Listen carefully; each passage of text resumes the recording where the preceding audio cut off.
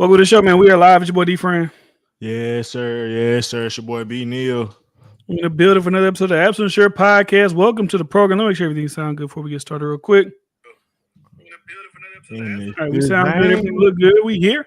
Um, got a little bit of quite a few topics to get into. Not even a lot of topics, but a lot of commentary about the topics that we got for tonight. So if you haven't subscribed to the channel, make sure you subscribe right now. Either whatever channel you're watching the live stream on, make sure you subscribe. Make sure you hit that like button. We got a comment already. Shout out to Flying Low in the building. He deserved it. Suburban D Friend back at it. Flying Low, there's a question mark there. So I got to, it's a question. Did he deserve it? Did he not deserve it? We'll see.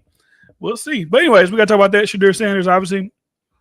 One gorilla versus 100 men. That's been the debate of the century all over the timeline. So we're going to talk about that. Shannon Sharpe's falling further. Young Thug speaks on, not like what do we got? There's a lot of shit, but that'll be later. That's at the end. So, anyways, Bryce, you got any good things for the week, man? Been working 2 jobs. Probably planning on keeping them for a little bit. Stock market. I'm holding some Dell. I'm just holding one option. That bitch dropped 4% after market. I love to see it. I was betting on it to go down. Seeing some in the technical analysis had me betting on it. It's been trading sideways. Lost a little money last 2 days, but I'm gonna get all that back plus on tomorrow. So when the market opens, so hopefully that bitch keep dropping. We'll see. That's good. That's good. Salute to you. For me, I got baptized on Sunday. That was great. If I had my clap sign, I'd do that for me. I decided to do that. Like, I don't know. We've been watching church like since we had the baby, like on TV. We just begin like into it, into the whole church thing, getting back into it. And then for Easter, we were like, let's go to the actual service. So I went to the service on Easter Sunday. And I don't know, man, it like popped up on the screen, like just like a little ad, like they was doing it on Sunday. I just felt like, I don't know, like something came over me. And I don't know, I was like, I'm gonna sign up. And I just signed up. Like I never even done it like that before. Never been baptized in my life, never felt the urge to do it, but I don't know. The Holy Spirit, it was something. And I felt like church made me emotional. I don't know why. I don't know if I'm getting older. I don't know what it was. But did that, got baptized. That was a good experience. And yeah, man, feeling good. Life's good right now. Like I said, last time we was here, I got a little semi-promotion at work, Stuff's going good, man. Yeah, baptism, it's a lot of spiritual stuff that go into that, man. You refreshing the new chapter, man. That's what's up, man. You going into your 30s.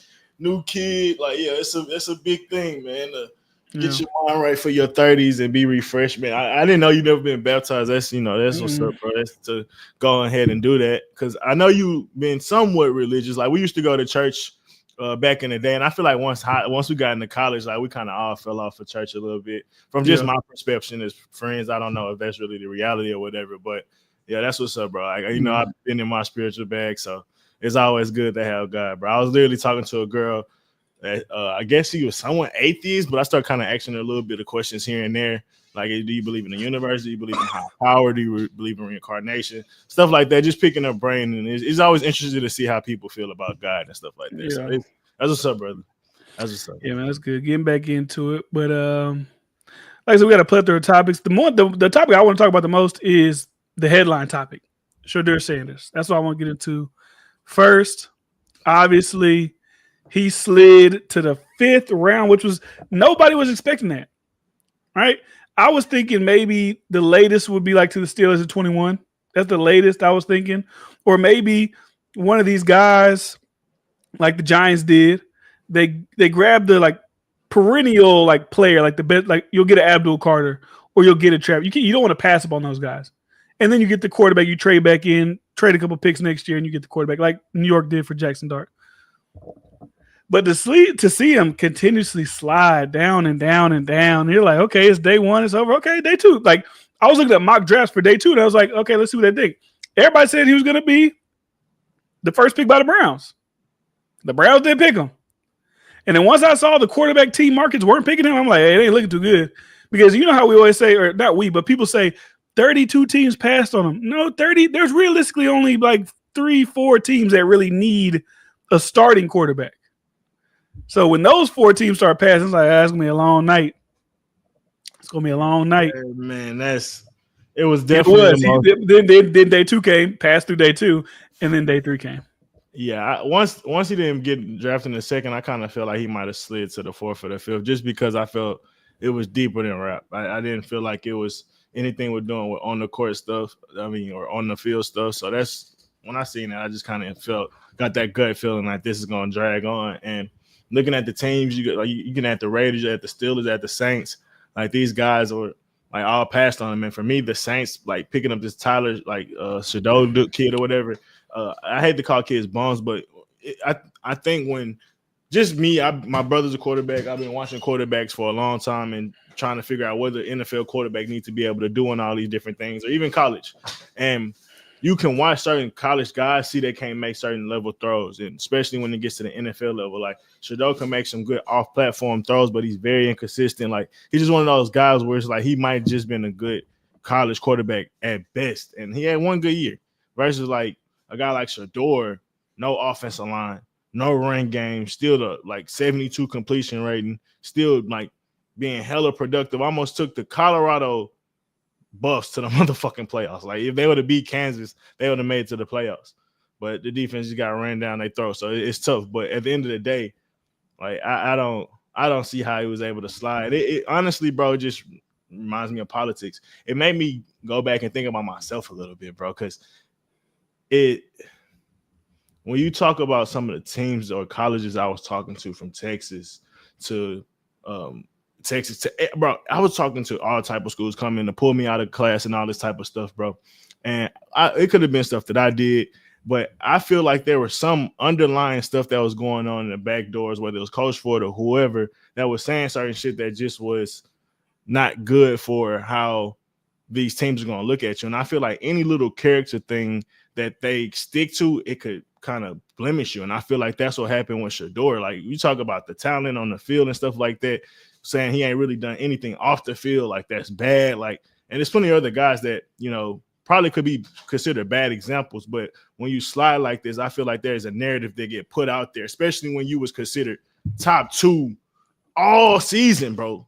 And even sometimes number 1. Like, that's what I'm saying. Like, that just doesn't change unless something behind closed doors, bro. Like, and the reason I bring up me, because obviously you're going to think granted yourself, bro. I went from talking to, like, Texas and all these schools and shit like that, getting invited to camps and shit like that, to going to an NAIA school, bro. Like, that's just the disparaging is just too huge, bro. Like, not even a D2 school, not even a D1 double, not even SFA, TSU. Like it's insane. So I felt like it, like when you dwell on it, I'm sure some things where like certain situations that I did could have made things not the greatest, but even then, I don't know. I think it's even deeper than that, because I'm not the only person on the team. Like I feel like it was other guys in our class that is prime examples of that, like where we didn't really get any. Like it's like I don't know. But to be fair, we was in a new school too, so it's kind of like you know. I get that. We were the first, like we was only on varsity, like we were the first varsity team, and then the next year was our second our last year was the second year that school ever had varsity. So it's like I think they played a part into it, but bro, this at the same time. Bro, we like Alabama was at our school. Like what I say, every top school was there, bro. That like I talked to hundreds of schools, bro. I'm dead ass, bro. Like and I know not to the same degree y'all did. I know y'all was getting some letters and shit like that. But even then, I felt like that was due to Coach Ford shitting on us and waiting on the other class to be better. Like we always kind of felt that way underlying, but it was hard to pull that out. Like, and then I was just thinking. Because he Coach Ford to say little shit like, you're not gonna make it in college. You keep going like you because like say I got into it with Coach Sloan one day, or I got into it with another coach, and he'll say like, you can't do that in college. You're going to be a bad apple. They're not going to be able to work with you, brother. I had 2 or 3 occurrences with the coaches through 3 years, and it's like, bro, we heated. We in practice. They challenge you to be better, and you telling me like 3 like things where it's like some things they challenge me on the not even on the field and like on a track or some shit to run harder, and I just felt like I was being picked on a little bit. Like I might have said something, but I ain't even say nothing crazy. Well, you should have sucked it up and started running. But no, I mean, I was, and I kept doing it. But like literally, bro, the time that I'm talking about that I had to talk to Coach Ford after, bro. I'm running with the running backs. So I'm running with Johnny. I'm running with Robert, and I'm like Najee, and I think John, like running backs and all the other fast dudes. And I'm not trying to beat them, but we doing those Friday when you got to run those 30 sprints or whatever we had to do every Friday in the off season. So I'm running with them. Coach Sloan said I'm pulling up at the end, running again. He did it like 5 times in a row. I'm like, bro, I'm down there beating them. I can't beat these niggas that pull up, bro. Like, I'm running head to head with them, and I'm a defensive end. So it's like, what are we talking about? So he made us run like 6 times in a row, and I'm like, I'm running hard. I'm almost confused, and they made me like leave practice and shit like that. And I had to go talk to Coach Ford after, and it's like I'm a disciplinary problem just based on like one occurrence, like of me kind of standing up for myself, and it's like not completely following in line. And I wonder if that little shit, like, for Coach Ford wanting to see things a certain way, does that affect things? And that's how I felt with Shedeur. It's like Shedeur maybe have a certain level of confidence. He goes into these meetings, one guy feels a certain type of way, and then his narratives come out, bro. Because literally, that's kind of what happened. Somebody, I don't know if it's the Giants, but they was like, most likely it was the Giants. They said his stock was horrible, or his interview was horrible, and I like, is that the reason he slides? It's like it has to be some type of character thing where they feel like he's a problem. But it's like, bro, we seen this guy for 4 years straight from Jackson State to Colorado, and this might be the first time where you could say he was really an on-field problem. And it's like maybe none of the stuff gets out because of he plays for his dad, but at the same time, you only can be so productive if you like. Now, if you just undisciplined as a kid, bro, you're not gonna be able to win these games in Big 12. I mean, the thing that sucks for people like Shedeur, and people that have Shedeur's mindset, his personality, is the NFL is not the NBA.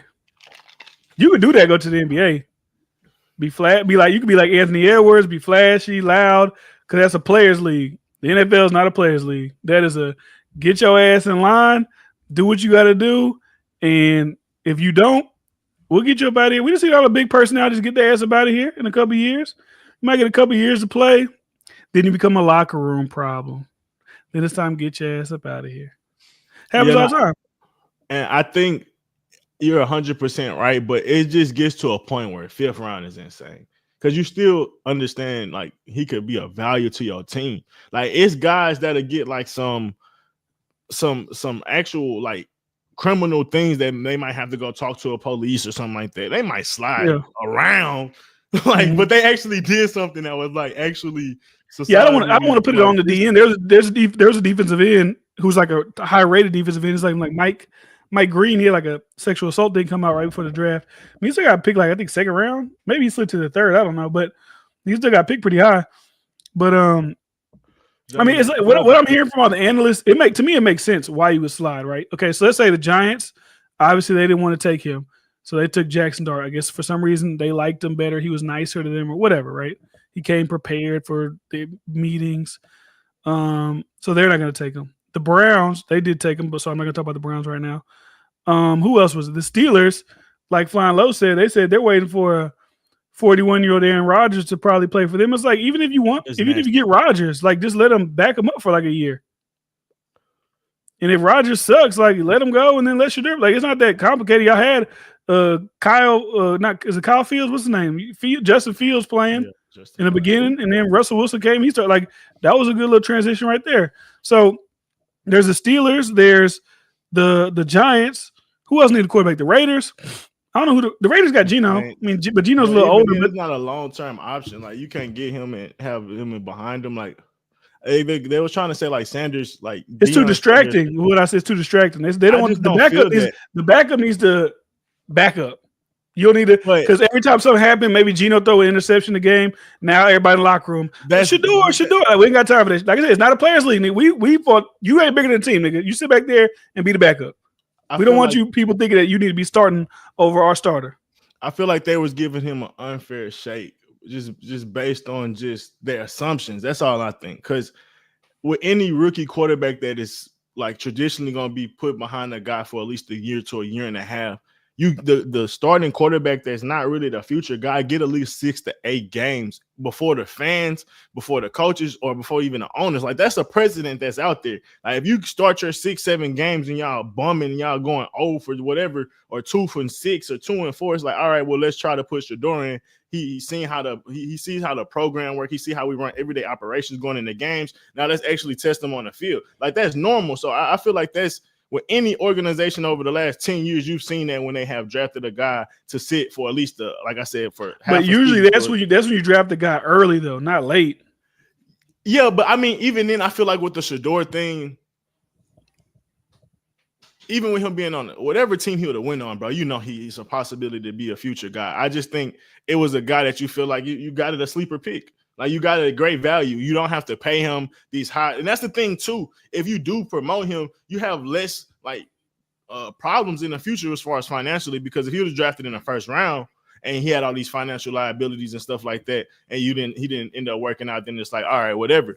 But or it sucks. But in a sense, now in the fifth round, when it comes for his re-signing and shit like that, I'm sure it's going to be at a fifth rounder rate. It's not going to be at a rate that the first rounders would have when they ready to re-sign at, and they actually meeting certain standards and stuff. So I just think he has less of a risk, and you could just get rid of him if he was really that problem. But I really think Shedeur was going to be humble, bro. At any point, if he didn't get drafted in the first round, Shedeur was going to be cool. I really do think that way, because I think there was going to be he felt like there would have been a plan. I still feel like there is going to be a plan. Like I still feel like how he reacted now was humble, or how he was reacting throughout the draft. He really wasn't spazzing or nothing shit like that. Like he showed composure to me. Like even I just feel like people are giving him an unfair shake based on a couple teams going by what other motherfuckers say, bro. And we already know how that go. Like, and now it's like the narrative on this guy. And it's just like how you say, it's easy to say the guy's a locker room problem or this and that. But I'm like, bro, he was a quarterback of productive teams for 4 years in college. Like, what are we talking about? Jackson State, he played good, and they were doing things that Jackson State wasn't used to doing. Go to Colorado, they win 4 games, bro, and they were in a lot of these other games, and they had once again no D line. I mean, no O line, no running backs, like decent receivers. And then let's go into that fact too, like, which is hilarious. Most drafted receivers came from Colorado in this draft. Who the fuck throwing to him? Travis Hunter, a guy that won the Heisman. Who the fuck throwing to him? Like, half of the reason he won the Heisman because he was a great receiver. Who the fuck threw him 1,000 yards? Every one of their receivers got drafted. That's so. Like, what do we like? So they just made Shedeur? No, bro. Shedeur was hitting niggas in high pressure situations where other teams was usually the favorites against them, and they still was able to win 9 games. When you got to think all of this pressure was on them, from the media wanting to see them fail, from just being watched in a spotlight, being a national conversation, bro. Colorado was on every Saturday, bro, for 2 years straight, whether they was winning or losing. So, and he was still able to be productive on a high stage. But yeah, you get Dylan Gabriel.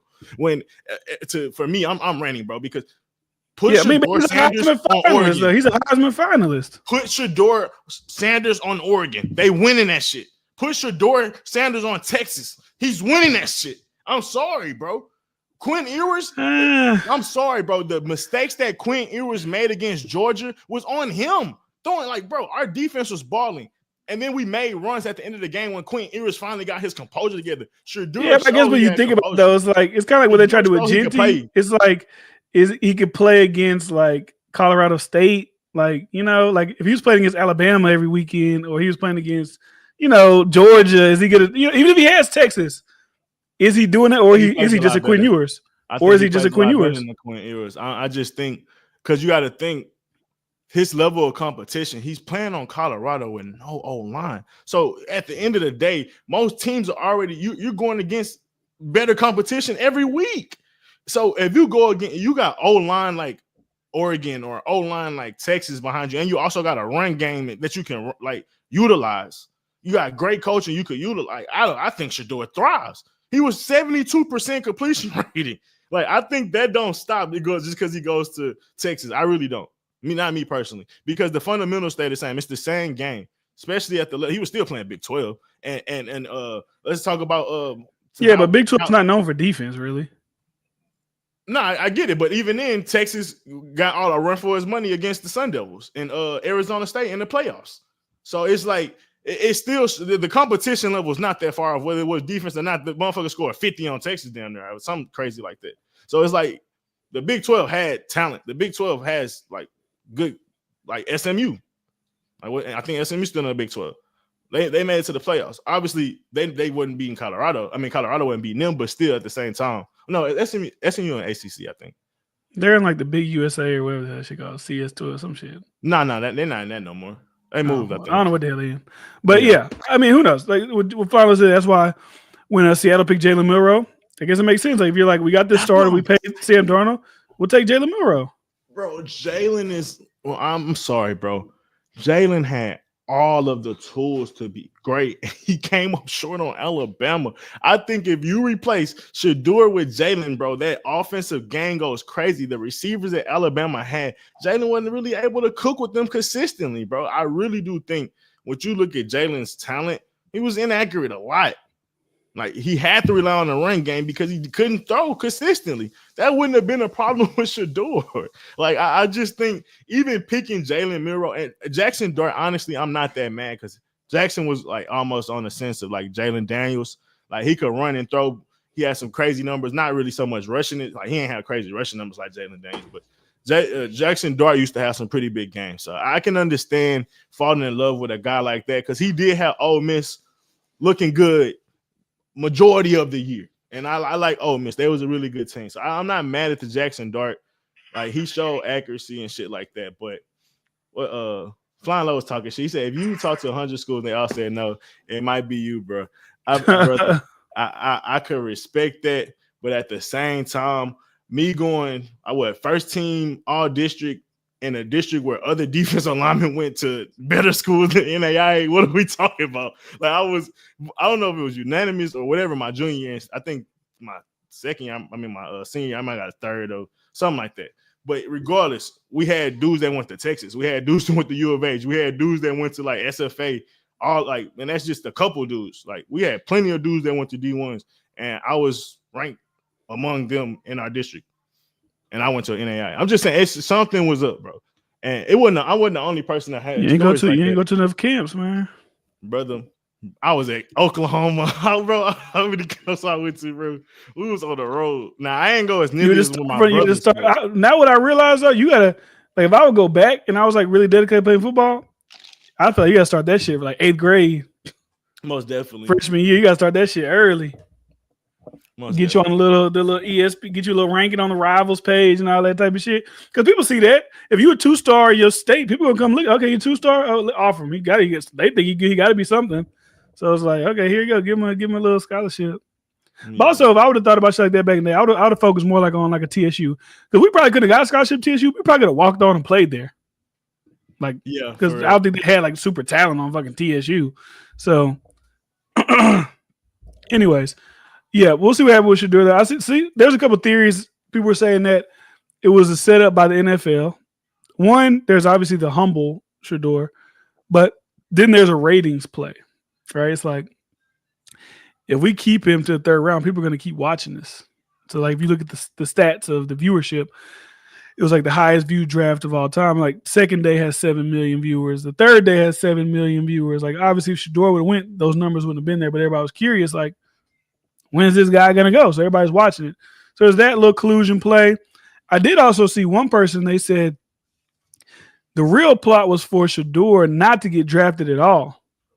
But whenever that prank call came out and then they realized it was a coach's son, they're like, okay, this is the NFL collusion. Well, we can't have him go undrafted because then it's going to look really bad. I was like, this coach's son got the number. They're prank calling. This phone is supposed to only be the coach's. So they're like, okay, they scrambling.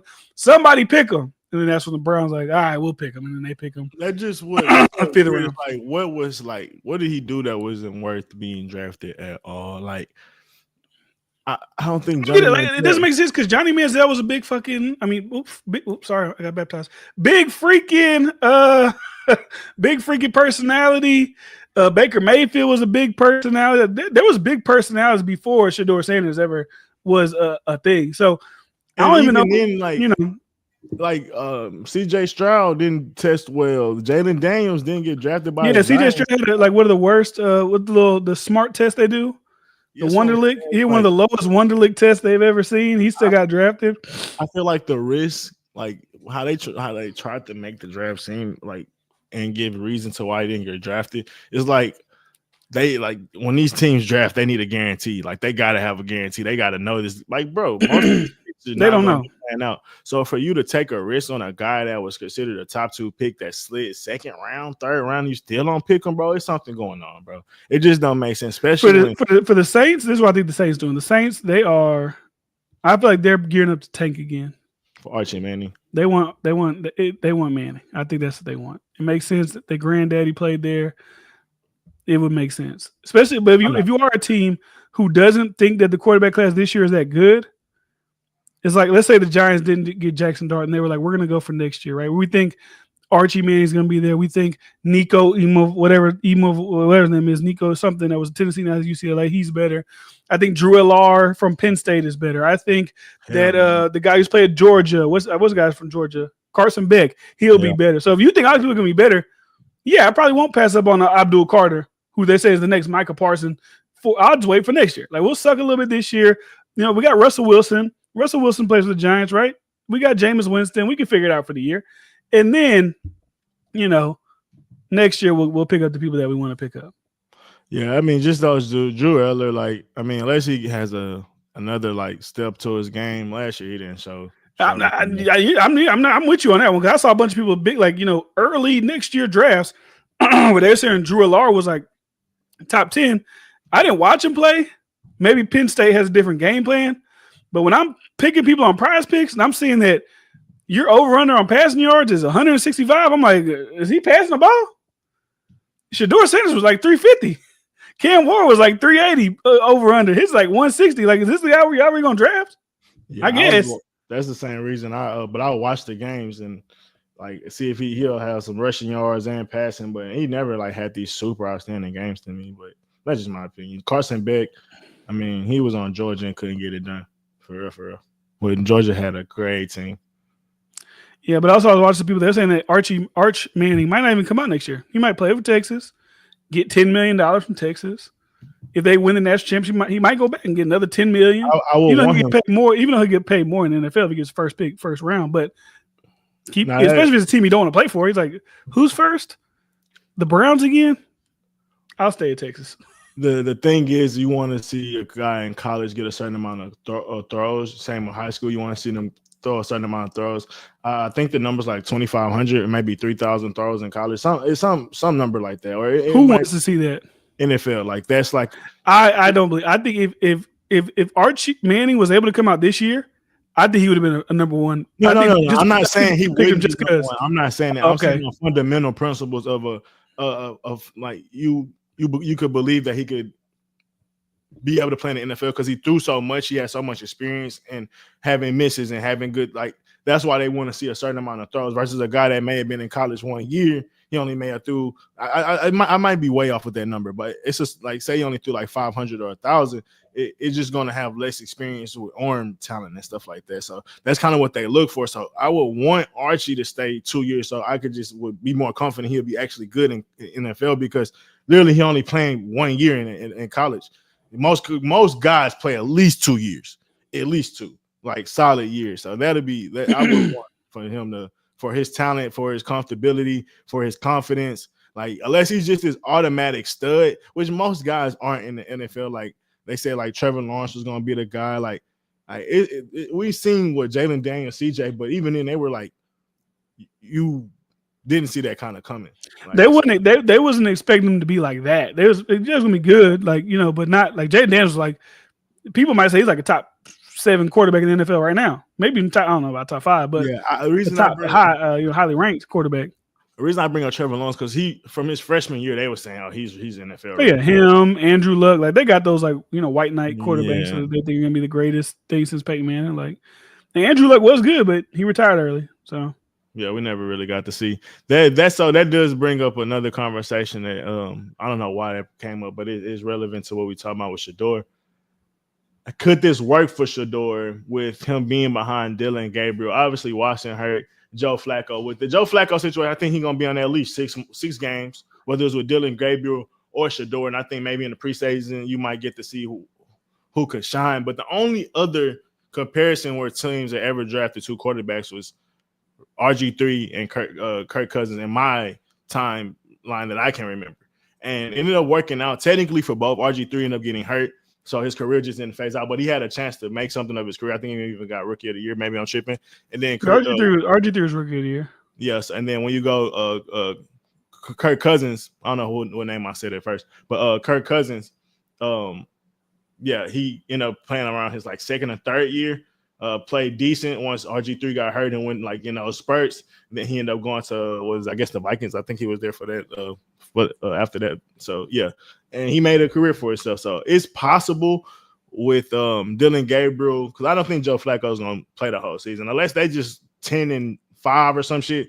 Joe Flacco's not playing the whole season. They're going to give him about 6 games, and then they're going to start throwing the young dudes in there. Dylan Gabriel, if he plays good in the preseason, he might get the first 2-3 games, 4 games. If he's playing good, they might keep him in. I don't even think so, because I'm going off energy. Dylan Gabriel got drafted. I didn't see the stars of the Browns tweeting. When Shedeur they started. Denzel Ward started. Congrats, brother. So the locker room might be like, "Hey, man, we want him to play." Yeah. Because if you look at the Browns, right, they got Watson. They're trying to figure out a way to get rid of him. That the contract they tied up, they're trying to get rid of him. So he's not a factor. I'm not even thinking about him playing. They got Joe Flacco. They got Kenny Pickett, who's played for the roster before the season starts. I don't know if he played good. They might have Pickett be the odds say Pickett's the starter. That's the odds say. So they got Pickett, Flacco, Gabriel, and Sanders. Somebody's getting dropped during training camp. I don't know who. Somebody getting dropped. Drop the rookies. They're not going to drop the rookies because you will look like an all-time idiot. And I think that's probably what the Browns GMs was more perturbed about, because now they're stuck with this. Because if it's going to be a story if you get rid of one of these guys. It's like you can cut a 5th round pick. You can cut a 5th round. It's still going to look a certain way because you wasted a pick. And you just had drafted a quarterback. So it's like, why did you ever draft him when you just had drafted Dylan Gabriel? I think they're just to maintain sanity from media and shit. I feel like the rookies are good because it's like you already fucked up. Like, you got to give them a chance. It got to be the Joe Flacco or Kenny Pickett. I'm sure maybe Kenny Pickett can beat out Joe Flacco. I don't know. I haven't watched Kenny Pickett, but whoever's the starter, whoever don't make it out of them two, not gonna be the backup. I just don't see that. They're gonna leave it to them rookies. Because it's not like, once Kenny Pickett doesn't show he made it as a star or can lead this team. Let's see if Joe Flacco can get us 5 or 6 wins. At this point, it's like, no, let's put these rookies in. They might win a game or 2, but now we might get a good draft pick again. Like, you're not trying to win games once you bench the. I just hope Shedeur could get in there, and he does get in there, and he plays good, because I think he plays this year. If you look at a lot of mock drafts next year, they think the Browns are going to suck, and they got the Browns taking a quarterback. So I think they're going to play this year. If the Browns take a quarterback next year, that don't mean they trying to start Shedeur Sanders. So his career, like it don't take much for your career to kind of limbo out. Because you got to think, like, Baker Mayfield was for the Browns. He did all right, but he started bouncing around. He went to the Panthers. He went to the Rams.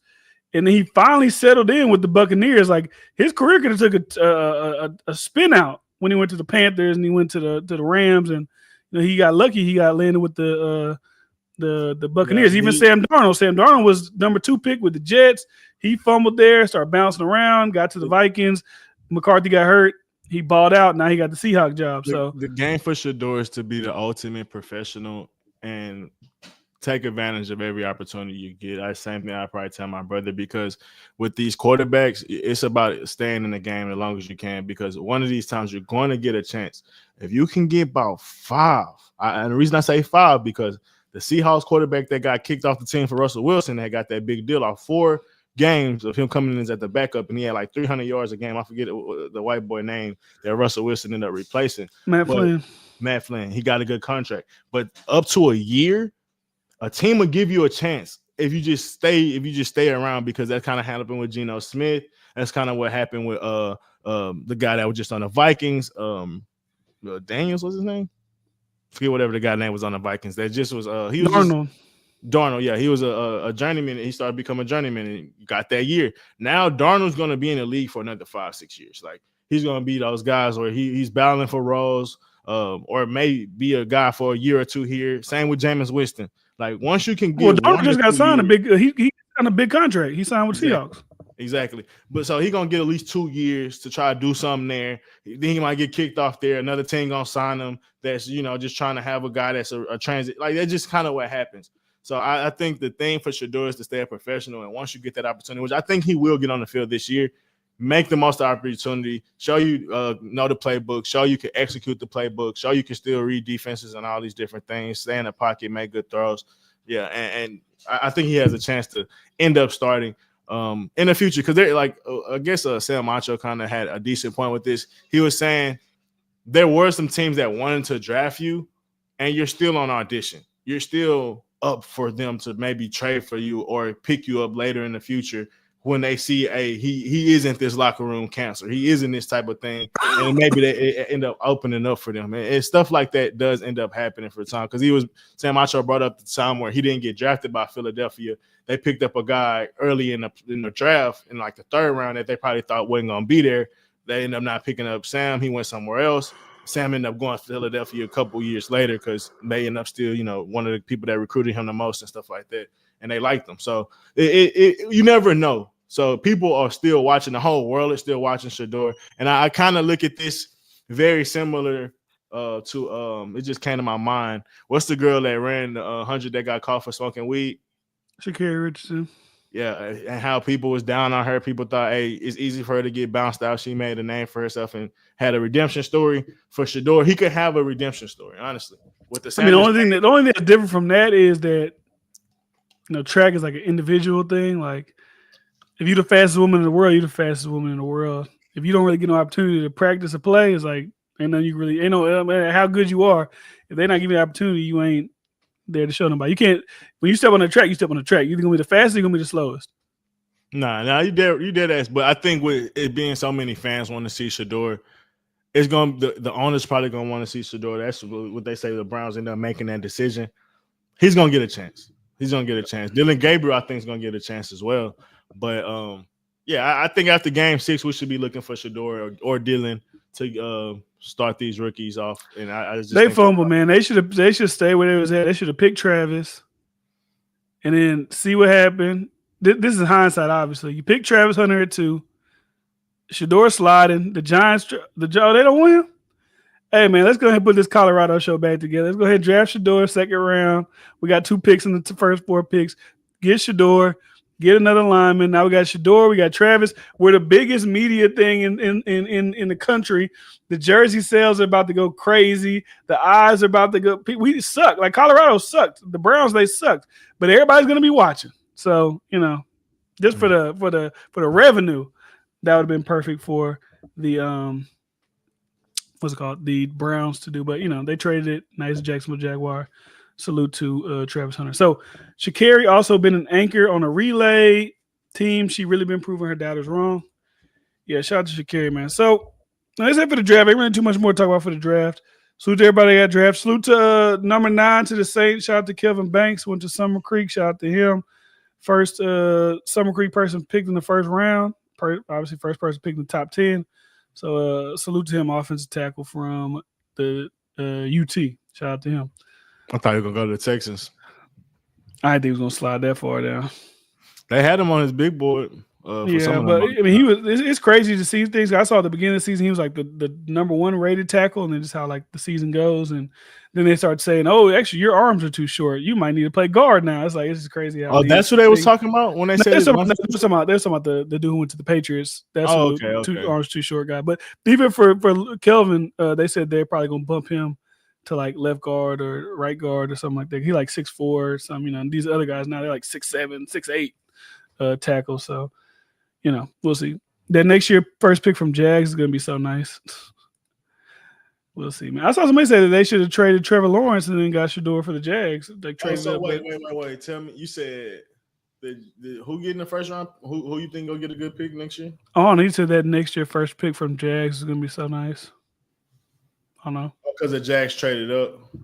Well, I mean the Jags, you never know. You go. Oh, the Browns do get. Oh, they got their first round. Oh, but the Jags suck and the Cleveland sucks. They might go. We have 2 picks in the top 5 next year. Yeah, top 5, top 15 at least. That's good. Hey, salute to him, man. But yeah, anyways, more than 10 games. Yeah. Anyways, also we didn't even talk about shout out to Cam Ward, Miami stud. Hopefully he does good at Tennessee. Not too good because obviously they're in the Texans division, but salute to Cam Ward as well. Going number 1. Shout out to Cam Ward, man. Yeah, but anyways, man, what else we got? What you want to get to next, man? I mean, you want to stay on sports and get into the playoffs? Get to the playoffs, man. Let's get to it. Who's Man. winning? Who's losing?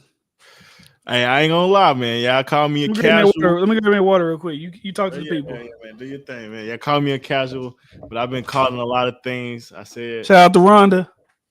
like I said, the Lakers and Timberwolves. That was my upset of the first round. I said I could see the Lakers winning in 6 if everything go right for them, but I felt worried just based on matchups, how Timberwolves could pull it off, especially also having Ant. And Ant looked like Ant wanted his revenge on Luka. Like Ant also wanted to prove a point like he to LeBron like he did with KD last year, and he coming for them old guys' head paws. So that's been a real exciting um, playoffs, but it's also been crazy with the JJ Redick not benching any putting anybody on the bench for 2 quarters straight. But other than that, you got the Rockets, got the Warriors. That shit's been crazy.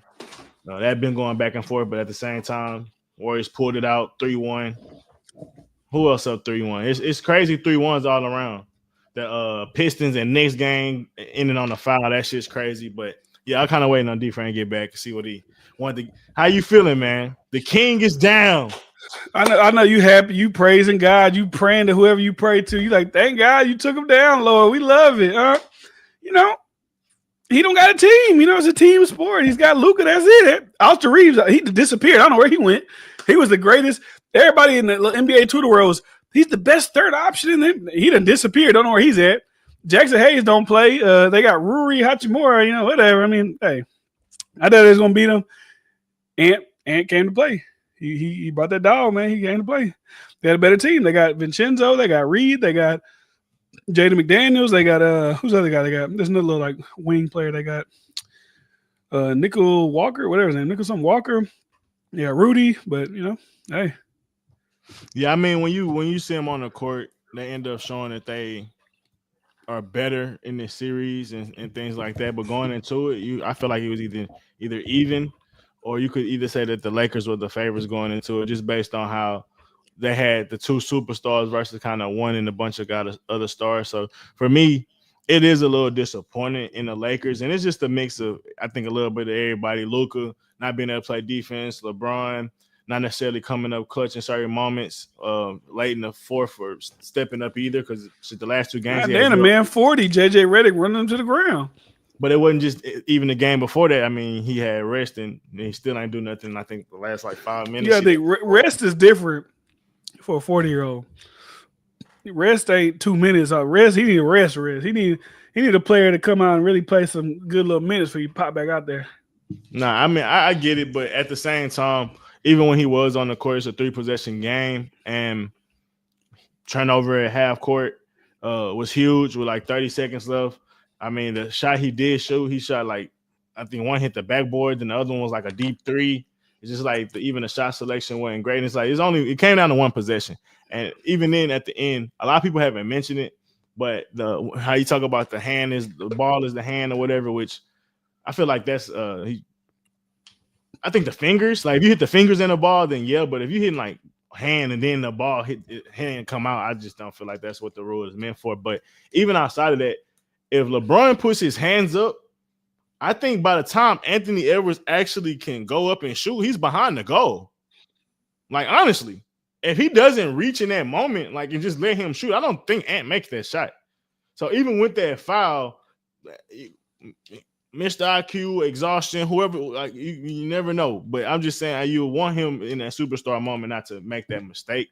And it came up short. It's a game of inches, but at the same time, you didn't really have to make that mistake. I think I ain't being unreasonable when I say that. Where Ant was, where that foul was, the ball was still where his waist was. For him to be able to come up and shoot, bro, he's still running. Like his momentum going to like be somewhere on the side of the backboard or behind it. He's not making that shot unlikely. Like, man, if he would have shot that shot, he would have made it. And LeBron ain't jump. Y'all would have said, "Why this motherfucker ain't try to block it?" LeBron could have jumped. He can't win, man. He can't win. But I'm just saying the that king foul, can't win. The king foul can't win. Solidified the game though. Like that put him up 3 for the most part, and it made it extremely more harder for them to win in those closing moments. But it's a little bit on LeBron. It's a little bit on Luka. It's a little bit on JJ. It's a little bit on the rest of the cast. It's just. At the same time, if they would have won, people wouldn't have been saying none of this shit. They'd have been like, oh yeah, look how great these boys is and stuff like that. So you got to kind of take the dubs with the L's, and in this sense, bro, they had a chance to win, and they going out 4-1 too at the same time, bro. It's not like it went to 7 games. That's the thing too. Like y'all blowing it, bro. You lost game 1, you win game 2, and then you blow 2 more. Like and it ain't outplaying you in the final 5 minutes. Like the last game, I get it. Like JJ Redick panicked. Like first coach to ever do that. Like that's insane. Like, I won't lie. Like a lot of that's on JJ. Like he blew them. He definitely rode them too long. Pause. But yeah, at the same time, it was still a 1 possession game, and a mistake that wasn't made here and there, or a bucket made here and there from Luka, Austin, anybody on the Lakers, bro. They got the win, and you got to think they were up 10 multiple times throughout that game, bro. Like even in that second half, they were up 10 going into like in the middle of the third or something like that or more. And they just couldn't keep leads. So it's tough, man. It's tough. But even outside of that, bro, the Nuggets and Clippers, great game, great series. I still kind of feel confident saying that whoever comes out of there might make it to the Western Conference. I still feel like Kawhi and James is enough to beat OKC. I feel like Jokic in the gang is enough to beat OKC. I'm sorry, bro. Because Kawhi, you asked me on Twitter a while ago, do I think Kawhi is better than LeBron? I said I do think that based off if there wasn't no injuries, I think the last maybe even 2-3 years he was better. Like being honest, because I started thinking about, I might even say 5, because I think Kawhi won a championship in 19, LeBron won in 2020. Then Kawhi been getting hurt and all that other shit. So from there, like they both have a championship in the last like 5-6 years. So from that alone, they both got an argument on being able to lead teams, because that Toronto team wasn't just like this great team, and they beat some guys in the East. Obviously, the Warriors was hurt, but they still beat some teams in the East. Then just skill set, defense, bro. Kawhi is a dog, bro. 38 points, however many points he was scoring this round against the like dudes that's got size, like getting to his spots. Like Kawhi, bro, I ain't gonna lie, he wasn't hurt. I don't know, man. The Clippers might have got them another ring, but it's interesting. It's interesting. I don't think the OKC gonna be able to handle Kawhi and James. Is there still a debate of Kawhi being better? Are we talking about all time? We talking about like the 3 years? Just like right now for like honestly, but maybe the last 3 years. And obviously last 3 years. You think right now he's better than LeBron? Right now? Yeah, I say that. Just based on being able to get to his spots in every moment, being able to be more consistent scorer, whatever defense, like however they attack him, like he was like searching for his shots, and he'll get to that post, put his back to a guy, fade, pull up, like he was killing shit. Like he was scoring from many different ways against the Nuggets. So I think LeBron just at this point in his career, he's not like that. Now I will say LeBron's defense this series have been pretty good. Like he still get beat a couple times, but it's been really good. So, but even then, I still say Kawhi more consistently a better defender, like at least this year and last. So, but I would say the last 3 years, you got to give it to LeBron because like Kawhi just been hurt. But without injuries, I think Kawhi would have had an argument. But it's a great series. I'm low-key was trying to watch it while we was talking, but they got the Knicks game still on. All right, let's see. Knicks in Detroit, 3-point game with 3 seconds left. Did Kawhi make the top 75 players of all time? I think with Bryce talking about the past 3, he ain't talking about all time. Yeah, not all time. Like, not even all time. He'll have to win at least 2 more rings by the time he retire for him to even get into the conversation of being like top 15, top 20. But his 2 rings, like the ring with the Spurs and the ring with the Raptors, that shit put him like, he probably already top 20. If you ask me, because most guys like Charles Barkley like top 35 probably, and he ain't got no rings. Like, just off the top of my head, I'm trying to think of like what would a top 25 guy be, like Scottie Pippen, like role players, and not role players, but like wing guys. That was the second option. Like I'm sure there's gonna be a couple guys like that won championships, but yeah, Kawhi up there. But he'll have to, if he wins this year, which I mean, that'd be a tall task because you got the Celtics or the Cavs, but winning 3 championships on 3 different teams. People love to bring that up with LeBron. He got a good case of being top 15 for sure. But okay. Shout out to Kawhi, man. yeah, man. Now the West is the playoffs are very interesting. I'm ready to get to the second round. Look like a lot of these rounds about to wrap up. Only round you really can't tell is the Clippers and the Nuggets. Yeah, everybody else getting washed. I saw somebody say they need to get rid of the play-in. I agree. Just do number 8. Just how it used to be. They said the Memphis, they should have been there. Who was the other team was getting blown out? The Heat should have been there. Would it have been like the Kings, or who would have been the AC though? Who would have been I the don't know true who AC? was AC. Yeah, I don't know, but I mean, with the East, they probably still been that bad because I think that the teams in the East, they ACs wasn't even above 500 regardless. So I don't think no matter who won the AC in the East, not the West. It was the Heat. The Heat were the AC. Yeah, so it wouldn't even have mattered. They just had to beat the Hawks. Yeah, if the Hawks and Bulls made, they got killed. Yeah, maybe the Bulls just off the strength of how they was getting their shit together late with the Grizzlies. Wait, who? Okay, I take back whatever I said because I don't even know what the fuck I'm talking about. The Grizzlies were the AC, according to this. Yeah, so the teams that made it in are the teams that would have made it in if it was no playing. So their logic for saying it is flawed, but I don't disagree with them. I don't think we need to play in. But the reason they're saying it is like, oh, the game's just so bad because these play-in teams made it in, but that ain't even the case. But yeah, that's the AC. That's the AC. But yeah, I mean, at this point, prediction, I don't know, honestly. Out the East, Cleveland's really good, man. But I think the Celtics, they got the experience, that playoff deep run experience. It's kind of like the same thing I said shit, about the Warriors and the Rockets series. I just feel like the Rockets got them young players. I feel like that playoff experience in that Jimmy Butler come alive in the playoffs, like sometimes it's just too much for people. Yeah, that's what I really want to get into. I want to see Jimmy versus Ant, bro. Jimmy versus Ant is going to be very fucking interesting, bro, because I don't think Jimmy gonna back down like KD and LeBron did to their respective degrees. Like I think Jimmy gonna be there on defense, and they still got a Steph Curry. Like even with, I love Luka, but Steph Curry a little different with the. I'm taking Steph Curry over Luka. Yeah, I just it's tough to say because it's almost in his prime, but Curry still plays a little bit. I don't even think it's tough. I mean, like I guess because Curry's older, but I don't know.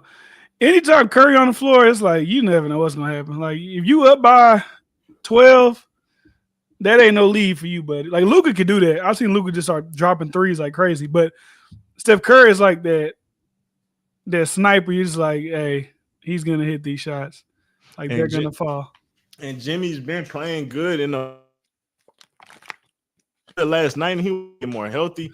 Yeah, only the thing they were saying was the Timberwolves gonna have that same amount of defense as the Rockets, and they also have an Ant Edwards that know how to close out games, and that's an interesting thing. But I feel like with the Rockets, they had guys that could hold guards. I don't feel like the Timberwolves are real guard, like they don't have real strength in the guards from the defensive aspect. Like Conley being on the court, even Chizo being on the court. Like unless you put an Ant on Curry, but that's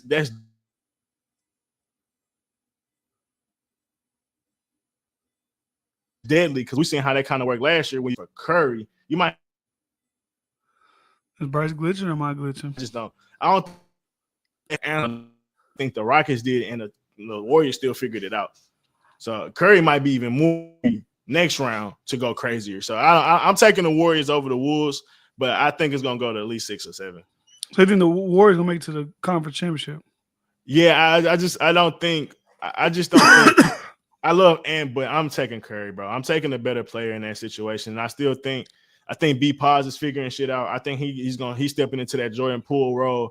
And we already seen that the Warriors don't need much like to still win. Like they don't need a whole bunch of superstars to win. He won with Andrew Wiggins as his third option and Clay as his second option. And Clay was already excelling himself. Now he got B Pods, or you still had Jordan Poole too, but now you got B Pods, you got Jimmy. And shit, you got a cast of guys. So I think I think they got a chance, bro. Like they beat the Rockets with Curry scoring 17 points, and Curry was like he could have went harder. I feel like he was chilling. He was letting other guys eat. He ain't had to go crazy. Like other guys was getting open, hitting their shots. So I think Curry, when he needs to step on the gas, it's gonna be interesting. It's gonna be interesting. I think this is gonna go. This probably be a game 7 for sure. But the thing about the Celtics, they got the Knicks up next, and they still got to put away they might put away the Magic today. They might put away the Magic today, so they might get some rest. But the Knicks might give them a Knicks run. beat Detroit. It's over. Nah, they lost. They lost tonight, so it's 3-2. Knicks, Pistons, but I think the Knicks gonna end up pulling that out. Maybe not. We'll see. I think they will, but I think that Knicks versus the Celtics is gonna give them a harder time to the Eastern Conference Finals than Cleveland versus the Pacers. I think Cleveland gonna make light work of the Pacers and be 100% healthy, 100% ready in the Eastern Conference, and I just think maybe that Eastern semifinals may take a little bit out of the Celtics, but we'll see. I don't know. I feel like if the Pistons ain't they're young, so they're trying to whatever. But if the Knicks are having a little trouble with the Pistons, I think the Celtics might just go ahead and sweep that up. Possibly, it's possible. Make their way to Cleveland, and that'd be the big show. Cleveland and OKC. Actually, I don't know. OKC might lose to the Clippers. They might lose to the Nuggets. I don't know. Yeah, the Nuggets playing pretty good right now. Only the thing I'm brought that up is because of matchups in the same sense. Like Pistons got good young guys to match up and run heavy, so it could be tight games, similar to how it was with the Warriors and the Rockets. But I think with the Celtics, with Karl Anthony being so dominant in that paint, and like you don't like Porzingis ain't gonna be able to hold Karl. And when you got OG, you got Bridges, you got. Who else they got? They're so inconsistent, though. But I'm talking about from the defensive aspect of things where they're going to make it tough on Jalen Brunson and stuff like that. Similar to how I'm talking about with the Magic. Like, I think the Magic matched up well. They young and stuff like that, but every game was not every game. It had some pretty good games with them. They almost could have took them 6. But how many games was Tatum out? 2 games? Or 1 game? Might have been one. But I still think the Magic showed being young, they could challenge them. Now you got the guys that got size to kind of play defense a little. I think even now, I think the Knicks play better defense. I think OG and Bridges gonna play better defense than Paolo and France. But at the same time, they're not as good. They're not as good as scoring options. But you still got Karl and you still got Brunson. So that's where I feel like they're gonna have defense a little bit, but then they're gonna have their offense that could maybe keep up with them as far as matchup. But then I say that because you go play Cleveland, if they do make it and beat Cleveland or however they may come out 6-7 game series and you go to the finals, I feel like that might take a toll. It may. So it may be up in the air. I don't know. I just feel like the East I feel like the East, either the Celtics or the Cavs should have kind of been the favorites going into to win the finals, but I don't know. They might tire each other out by the time they get there. It'd be interesting to see. Yeah. I mean, maybe the same thing happened in the West with the upper like teams with the next round. OKC plays Nuggets. OKC plays Clippers. If that's like a tough series, then they got to go to the West Conference Finals. Like shit. Yeah, they play these guys now. It's like okay, but we'll see. We'll see how that goes. Yeah. I'm interested to see, but I do think that whoever's in the East probably will win. Now I'm thinking about it now. Like Lakers are not going to make it. Okay. Either Cleveland or the Celtics. Celtics get 19, or is it 8-20? How many banners they got now? I think they're going for 19, but they got to go through Mobley, Allen, Mitchell, Garland, Hunter, Ty Jerome. Like, they get the Nuggets. Man, the Nuggets. The thing with the Cleveland, the thing that's so good about the Celtics is they got depth, right? They got a couple guys come off the bench, give them some points. Sam Hauser, they got Pritchard can come off, give them some points when the other guys got to sit down. Cleveland got that too. They got Strus, they got Ty Jerome, they got Hunter, not Travis Hunter. What's his name? What's his name? Some Hunter. He used to play for the Hawks. They got people that come off the bench and compete. So that's been good games with teams with depth. Yeah, nah, yeah. I will see. I want to see the Nuggets versus the Celtics. That'd be nice because I think Jokic being able to do whatever he wants, like they won't have an answer for Jokic, so that's gonna be tough. And maybe Curry again. I just don't know. They didn't. They had Marcus Smart. Now they got Drew Holiday, so maybe he might be a better answer for Curry. But maybe Curry can ass buckets again and beat him again. It's possible. We see he could outmatch him with pretty much the same team. If Curry gets his fifth ring, he's number 3 all time.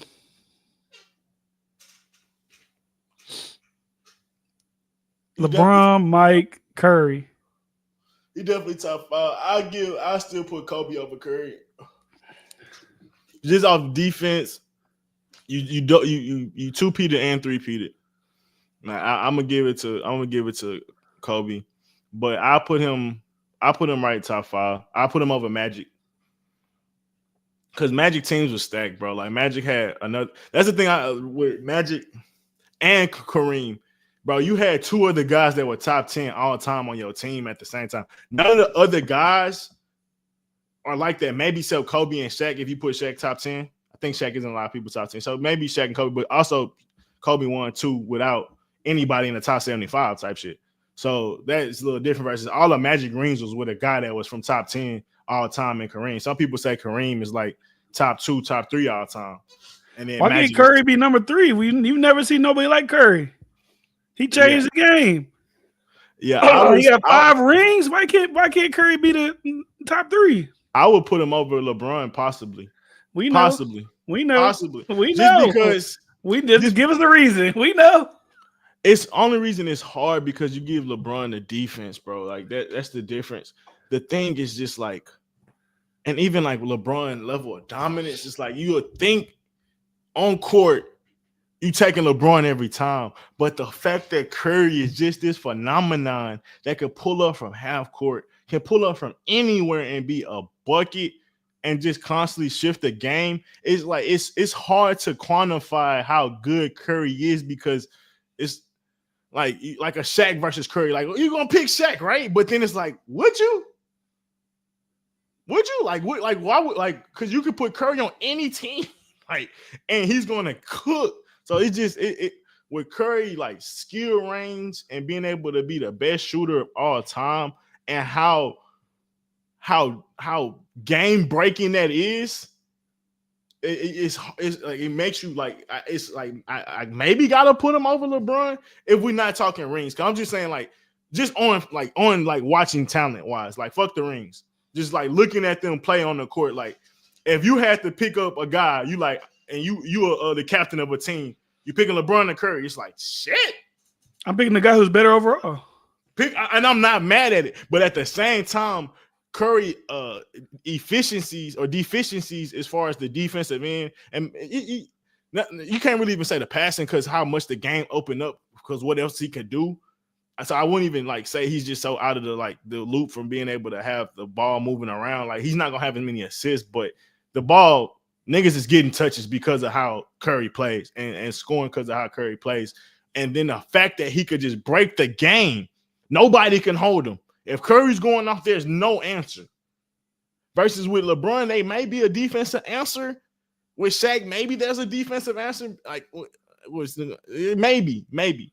That's the only thing. It's like if you pick LeBron, obviously no one's gonna be mad at you. But if the nigga pick Curry, that nigga might win every game on that day. As far as like the pickup games, if you pick Curry instead of picking LeBron, because it's just how Curry could just do insane level of things, and obviously LeBron, how you could get to the paint. Shit like that is unstoppable.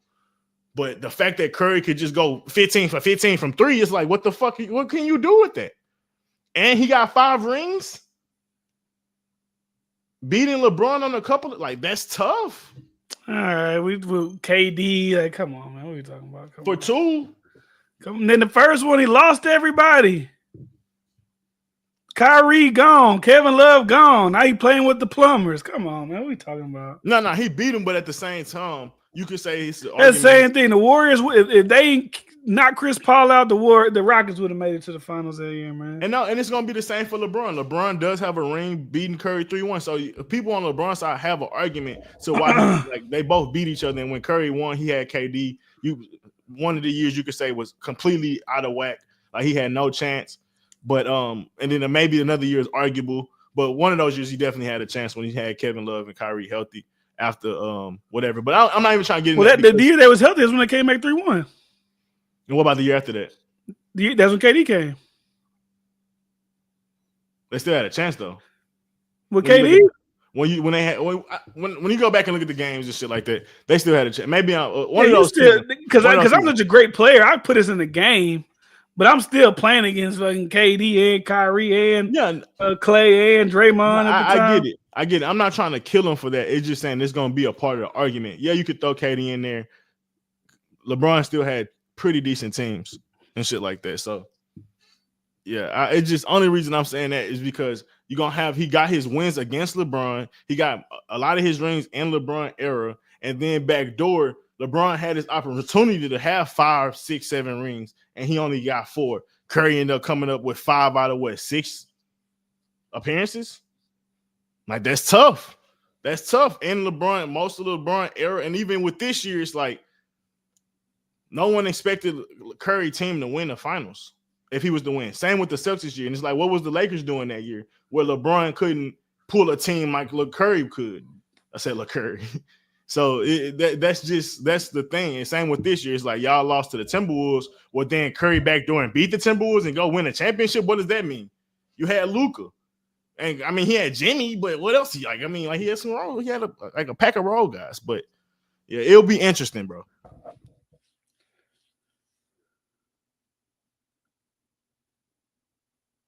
Oh my bad. Yeah, it'll be interesting in hell to see the arguments and stuff because it will spark a crazy argument. I'm still picking Shaq, and I could pick Shaq, but what if Curry is ISO and Shaq off pick and rolls, and how niggas be what they say hunting for defensive matchups? Not Curry hunting Shaq on every pick and roll. It's gonna get sweet. Now, yeah, Shaq gonna come down and get easy 2s every time, but nigga, if Curry getting open 3s against Shaq, maybe Curry off that night, you better hope. But the Curry I know, don't give him an open 3 because he hitting contested ones. That's all I'm saying. It's an argument for Curry. You think Mahomes is better than Peyton Manning? Damn, that's a heart-wrenching question. He has a better legacy for sure. As a better player, he's a better postseason player than Peyton. Regular season, I don't know, man. Peyton was different, but when it came to postseason, obviously Peyton Manning had a lot of like shortcomings. It just is what it is. He folded in a lot of moments. Lost to the Chargers. Obviously losing to Tom Brady, you lose to Tom. Everybody lost to Tom Brady, but you was losing to other teams. You lost to the Saints in the Super Bowl. Like we lost to the Seahawks, got cooked. Like yeah, it's tough. And then backdoor Tom Brady beat the Seahawks. It's like it's tough. But yeah, I give Peyton Manning my favorite player all the time. But yeah, you got legacy wise, there's no doubt that Mahomes better. But actual quarterback and talent, regular season Peyton Manning might got a conversation, but that's about it. That's about it. How many championships Peyton Manning got? 2. And 1 of them people say fraudulent. How many Jalen Hurts got? 2. Probably gonna get 3 this year. You asking me is Jalen better than Peyton? I'm just thinking. My wheels are spinning. I mean, legacy-wise, football's way more of a team sport. But my thing, basketball's a team sport, but like football's like you could be a greatest quarterback. Your defense is nothing. You're not doing nothing. But people were saying that the Eagles defense wasn't that great like this year, and they still won. Bullshit. No, was it? So wasn't it last year the Eagles was the worst defense? Like the year before last, the Eagles had one of the worst defense, and they fired their defensive coordinator. Going into this year, they didn't really make too many adjustments. They got Saquon, but on a defensive tip, they really didn't get a lot of just guys like that. And then even throughout the season, they was the number 1 defense this year. Well, I think maybe I'm wrong, but I think halfway through the season, like first half of the season, they weren't. Like I think they struggled the first half of the season, and they end up becoming one of the number 1 defenses. But even then, I still think Peyton Manning had good defenses subpar defenses, along with all time other guys on your team with like Reggie Wayne, Marvin Harrison, Dallas Clark, shit like that. So it's like he had good teams. I'm not gonna sit up here and act like he didn't. He had Dwight Freeney, Robert Mathis, Bob Sanders, Brackett. He had guys. So I just for me, I'm not gonna count for Peyton as much as I love him. But yeah, he had guys and they came up short.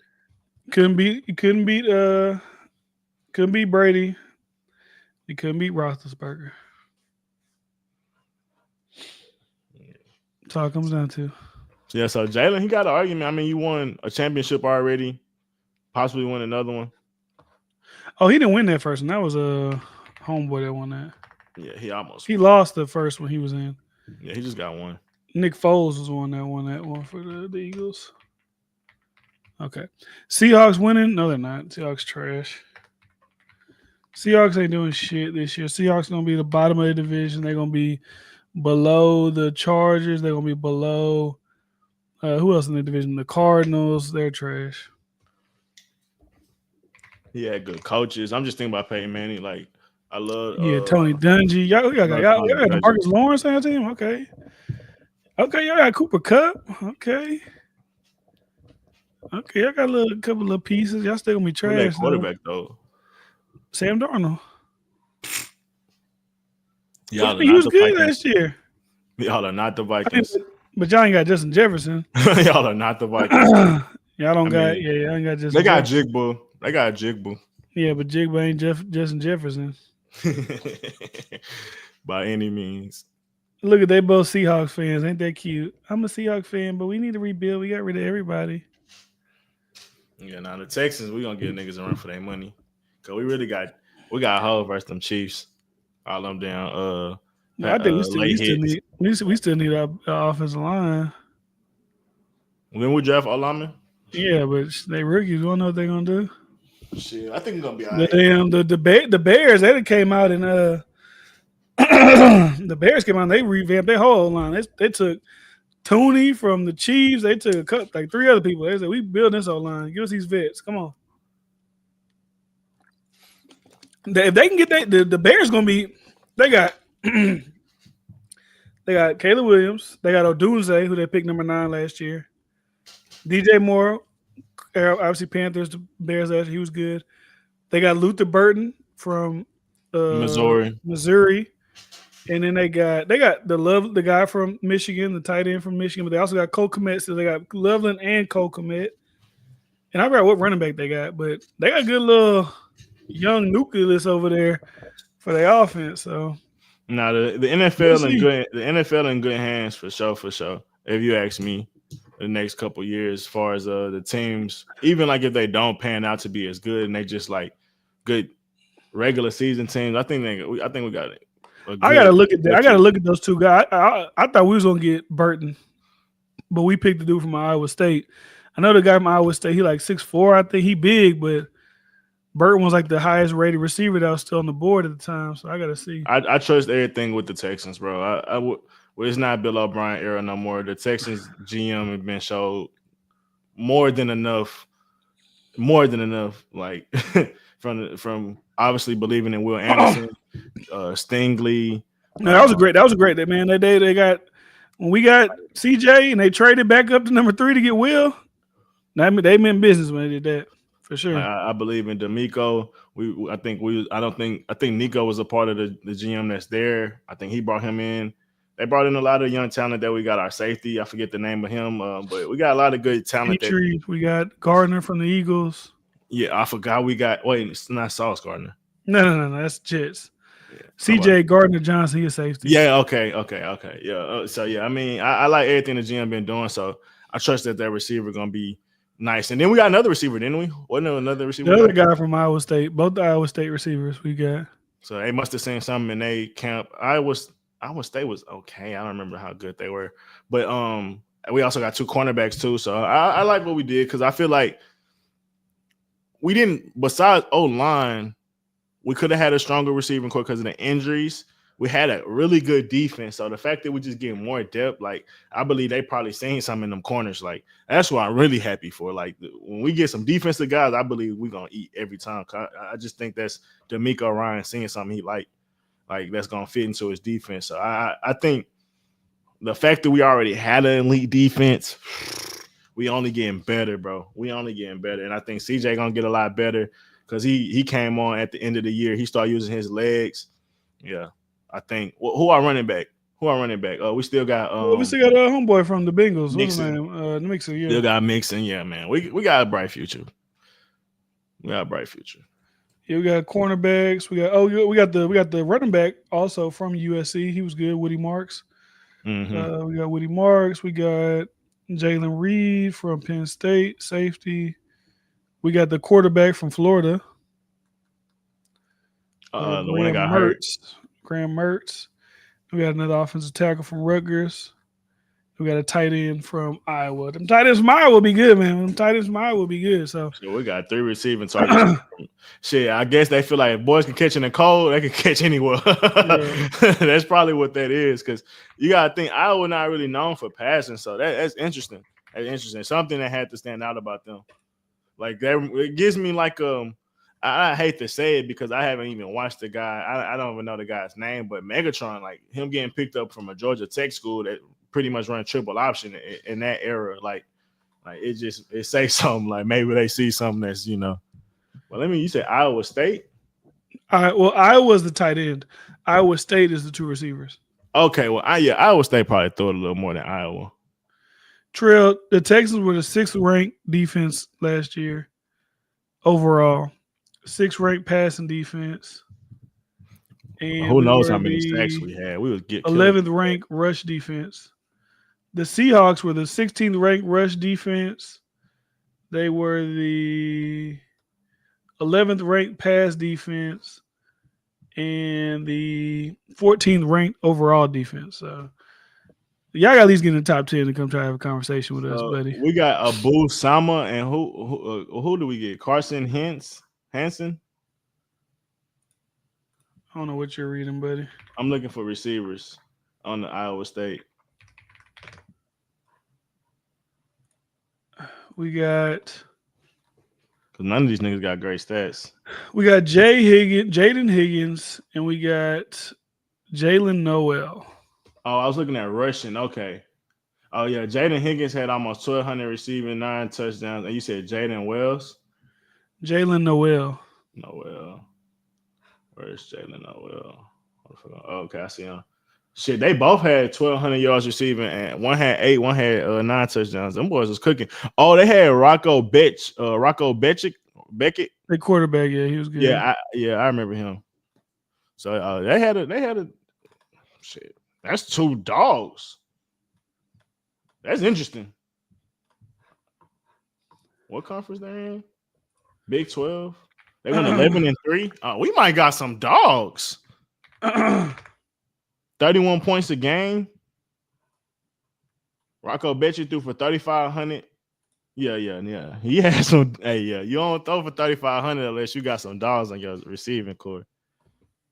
91 yards a game for Higgins. 84 yards a game for Noel. That's tough. And that was just last year. I gotta watch their highlights. I might get excited. Pause.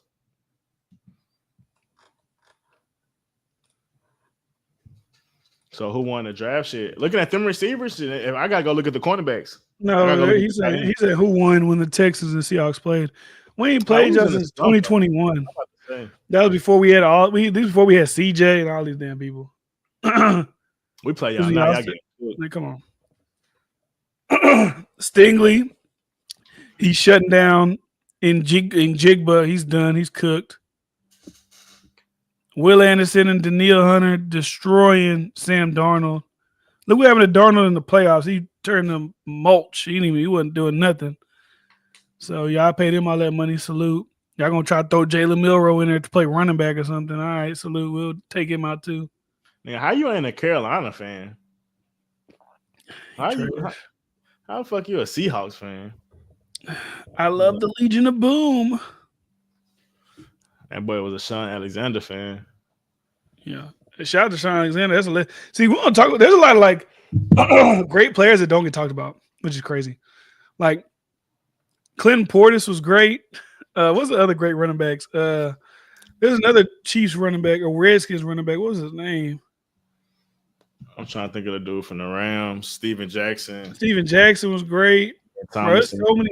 it's so many people we don't. Thomason, he gets talked about, but like Not enough. those running backs from the early 2000s, like man, Chris Johnson. those are something special, man. Those are good old days too. Nah, Texans about to Edgerrin James. We fucked around and go to the conference finals this year. I mean, not conference finals, but the whatever that shit called. Priest Holmes, that was his name. Priest Holmes. Larry Johnson. The Chiefs had hella running backs. Jamal Lewis. Jerome Bettis. Willis McGahee. Warwick Dunn for the Falcons. Curtis Martin for the Jets. Yeah, the running backs was motherfucking early 2000s. You still had Maurice Jones-Drew, Fred Taylor. Maurice Jones, that's the first player I ever seen at the combine. It was like his legs are like tree trunks. He's only like 5 foot, or however small he was, but his legs are massive. Texans winning at least 11 games. I had to look at the Texans schedule. Tiki Barber. Hey, Fred Taylor was cold, man. I know he's on that podcast now, but Fred Taylor was cold. What's that other dude? Brandon Jacobs. Yeah, that was He had like a little short stint. He was what do they call that? What do you call it? A bruiser. Yeah. So I mean, we making the playoffs just based on our conference. Like we're gonna beat the Colts. We beating the Colts, we beating the Jazz, we gonna make the playoffs. We play Baltimore game 1. That's gonna be interesting to see how that play out. But after that, bro, we got listen to the schedule, bro. We got Colts, Jags, Tennessee, Broncos, Raiders, Cardinals, and then you got that's like 6-1. Yeah, and you got the 49ers. I feel like we could beat all them teams. 49ers, they about to be on a rebuild. We could beat them. Then you go into the Buffalo Bills. That's they beatable still. They beatable. You got Tampa Bay, Indy, Jags again. So that's another 3 games we possibly could win. So we could go on a good 10 and something. And then you got the Chiefs, Chargers, Rams, Seahawks, Tennessee. Bro, we losing 2 games. We're playing the Seahawks. We're playing the Seahawks this year? Yes, bro. Oh, yeah, yes, okay. Bro. That's a dub. Go ahead and mark that one as a W. I ain't gonna lie. We only got, and honestly, we deserve it because our schedule was so hard last year. But, bro, you got the Ravens, the Bills, the Chiefs. That's it. They're the only like teams. I mean, I ain't gonna sleep on the Buccaneers. The Buccaneers, they're good. Mayfield. Yeah, I mean, we could beat them. I'm just saying, like, as far as teams, you feel like we going as an underdog possibly. Yeah. Like, well, that's only 3 games. Yeah. Seahawks are trash. Don't worry about them. Yeah, we ain't worried about them. We ain't worried about the Rams. We ain't worried about Tennessee. Yeah, I could see us going. How many is 18 games or 17? I think it's 17. Yeah, we probably go like 13-4. I was gonna say 15-2, 14-3. With that defense, man, we can go. It all depends on how the O-line play this year. O-line and injuries. If the O-line can protect CJ, because we also got Kirk from the he was good. Christian Kirk from the Jaguars. He's playing for the Texans. So we got him. We got if Tank Dell come back. We got who's our best wide? What's his name? I can't remember his name. Collins. Nico. We got Nico. Then we got these 2 young guys. Got 2 good tight ends. 2 good tight ends. Yeah, we running back crazy. We went 10-5 and we had multiple injuries last year. What we went last year? We won more than 10 games. What are you talking about? And we had all of our receivers hurt at one time and a running back down. We didn't have Stephon Diggs. We went 10-7. We went 10-7 and had 4 of our main options hurt multiple games throughout the year. And then we lost some games we shouldn't have lost to Tennessee. We shouldn't have, and then the games we did lose, like to the Packers, lost that by 2. Lost to the Lions by 3. Vikings we got blew out. No, who was it? One of them niggas threw 5 picks. Oh no, Detroit. That's what it was. Detroit threw 5 picks, and we still ended up beating us at the end. Like that, and I think that's due to our youth. We were still a young team, but at the same time, bro, how we played in the playoffs let me know how we about to come out next year, bro. We besides the missteps and not holding Kelsey late in that game, we fought our ass off, bro, against the Chiefs, bro. Yeah, we lost to the Chiefs. We lost to the Ravens, 31-2. Jesus And the Christ. game we lost to the Chiefs, it was a one possession game, and that's the game where Teddy Dale when he got hurt and he started crying. And we lost to the Jets. And yeah, that was a bullshit loss. We shouldn't have lost to them, but the Jets had to win eventually. Yeah. Oh shit! Well, we've been on sports for a minute. Well, shit. What else you want to get into, my brother? We got more Shannon. What's going on, with Shannon, man? I ain't really been tuning into it, but I know he always got more shit going on. No, I mean just saying how people been kind of just covering it, and pretty much Shannon's nasty, Shannon's trash, all this different stuff. Obviously, him stepping down from ESPN, just all interesting stuff, bro. It just made the one. Don't be too freaky, man. Don't be too. At least don't let your freak get exposed. That's the thing, man. Especially with social media, especially after the whole Diddy situation. Like, if they got person come out saying we have a source close to them saying that you and a girl do BDSM over 100 times, they ain't illegal, but the optics are gonna be crazy. Because when people think of BDSM, they think of the most wild, crazy, freaky. And then you got the whole race play aspect of it, where the girl talking about put a big black baby in me. You got that aspect of it. And then you got the aspect that she was 19 and you were 56. So it's like all these aspects don't do you no favors. If we heard that he was doing BDSM with like Nia Long, I don't think it'd be as big of a deal. But oh, they're too old, freaky. They both old, they freaky. I don't think it would have been a big deal. I think the fact that those factors roll into it, she was 19, he's 50, she's white, he's black, and then they're doing freaky stuff. That's like for social media, that's a snowball of nasty. So yeah, I just don't like the ripple effect of you're innocent. I mean, you're guilty till proven innocent, because that's essentially what happens with these jobs, with these corporations that you work with and stuff like that. And the good thing he has his own shit, so he can go back and fall on that. But it's just nasty because I'm about to get into my bag. Like, well, they say he lost sponsors on that too. So I mean, it just feels convenient, bro. That because nothing so far has been illegal that he's done, right? So I mean, she said he,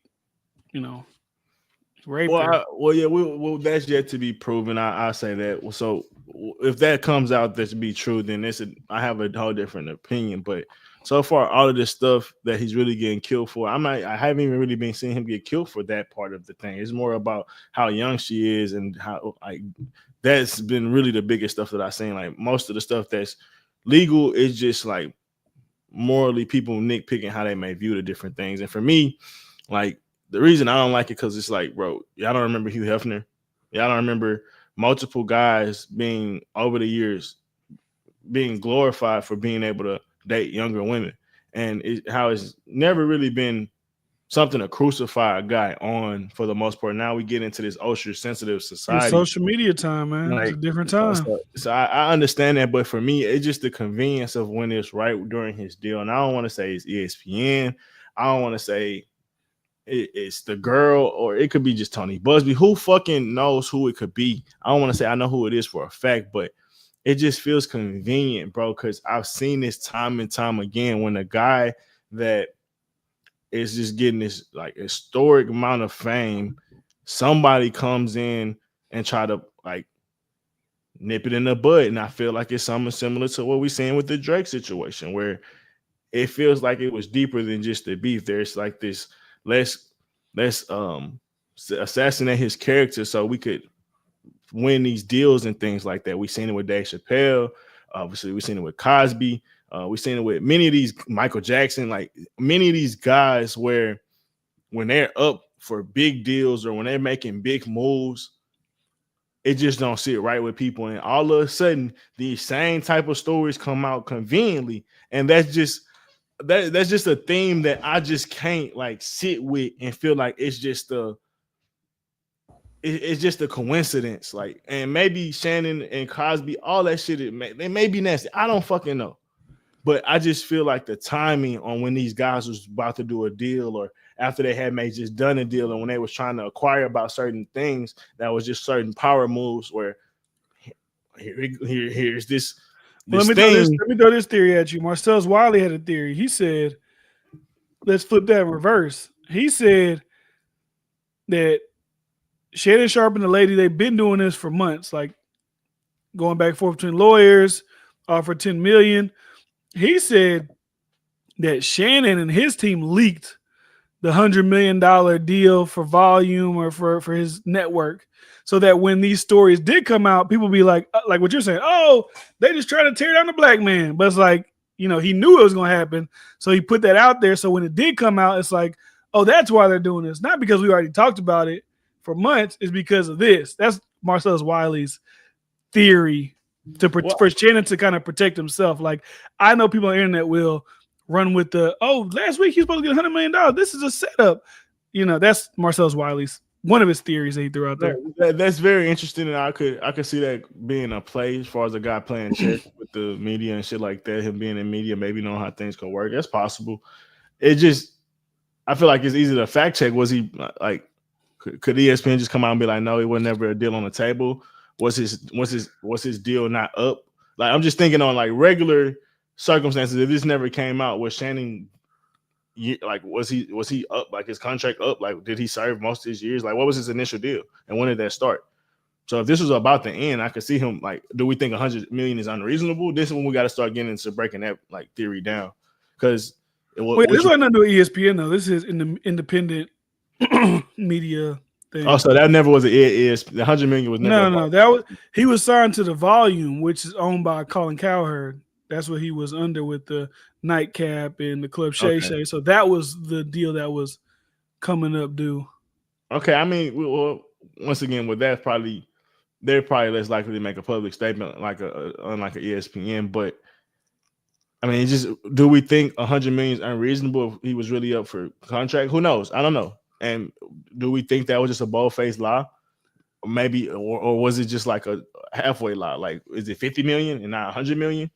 So I don't know. Who knows? That's an interesting point, but it's yet to be seen. But I think for me, I don't think most people are looking at it like how this could just be a regular day shakedown, and how somebody could be looking for a quick grab and that's where I feel like Shannon kind of in a corner, because it's like he knows that his relationship with the girl and how it could look and how people can come across when you have so much back and forth with somebody, and they willing to use that against you, especially when you like being vulnerable or in conversations that y'all deem fine. Like, that's y'all standard of how y'all operate. You're an OnlyFans girl, y'all operating a highly sex like kind of thing. For a guy this big, if that was to come out, it could just come certain way. So whether I don't know, I just think it's easy. It could be as simple as a shakedown, and I don't think enough people are giving Shannon the at least the grace of possibly being a victim in a situation where it's like somebody's trying to extort him, and we know it's no different than the Jay-Z shit. Like, people went to Jay-Z. Well, I think it's different for Jay-Z because Jay-Z didn't actually know this person. Shannon Sharpe knows this person. No, and I get that, but at the same time, they had been having a consensual relationship for however long. So like it wasn't like this was a one-time occurrence like most rape situations happen.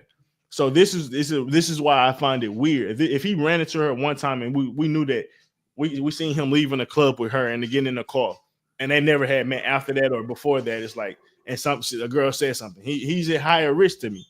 Because it's like, we seen you with the girl, like you said, Jay-Z wasn't with the girl. But in this situation, they had a consensual relationship for 3 months. Now, I don't know if there was something that got to a point where it came to a head, or it's a possible just shakedown. That's all I'm saying, because it wasn't like I said, it was you worked with this person in the office, and this person just kept trying you, and they took advantage of you. So I'm like, you actually was like communicating with this person, like going back and forth with this person. So to me, it's just like, it's a I think just for Shannon, when all the old stories start coming out, you had an old girlfriend that said you assaulted her, And then you got the Fox Sports saying they not them saying, but they say, oh, he covered up the domestic violence thing where he choked his PA assistant. Well, So like so, you start getting those stories coming out, everybody so starts to believe that everything is one thing.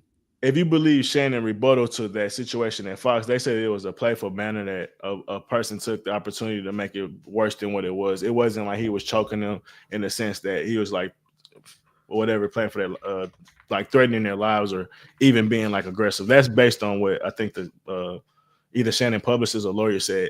But the thing with me, and I just like I said, I know it's taking a reach because I don't know Shannon personally, but he hasn't been convicted of any of these things. So it's hard for me to say, yeah, in the past, these things might have came up. They're allegations. There's plenty of people that got allegations. That's why I was I ain't gonna lie, I was watching the Joe Budden podcast, and I didn't love it. I didn't love how they covered it because Joe got allegations. And his allegations are a lot hella allegations. His allegations are a lot more stronger. So for me, I just like Ack had his allegations. Like when we just talk about allegations, bro. Like when you're a rich profile person, that's something that's going to happen. They just like it's no different when they say, and I guess this is the liberal way of like mind fucking the public, bro. Because they tell us in the past, when you get to a certain level, you're gonna always be sued. There's always looking for somebody to sue you or take advantage of you. So why we don't like took that same lens and understanding that it's gonna be people in this new era of the Me Too that's gonna be alleging things on all type of shit, and some of this shit not gonna be having any credence. Like some shit will. Some people gonna have enough proof. But for me, with like I said, a consensual relationship for 3 months, for me, I just think they just had a weird relationship and she's trying to take advantage of it. From the outside looking in, I love to see more facts as time go on. I love to change my opinion, but like, and I guess it could be me being desensitized or not showing enough sympathy because she's an OnlyFans model. But it's like I feel like a person that's already engaging in fast money don't have the greatest morals. So I could feel like they would want to take it. It's just like the Cardi B shit. Like those are the ones that might be more reasonable to take advantage of a dude past like just being a sugar mama or something like that. So that's just for me. I don't know. Like it's a high in this situation for Sharpe to honestly be being a victim in this situation. It's not even believe all black men. I felt the same way with Johnny Depp. It's just like when you look at both sides of the story, I don't know if I'm just believing everything that they're saying about this guy is evil. So if she wasn't an OnlyFans model, would you believe her? No, because they, like you said, this consensual relationship for a certain amount of time. Like y'all been dealing with each other for a certain amount of time. You don't think people get raped that been in a consensual relationship with people?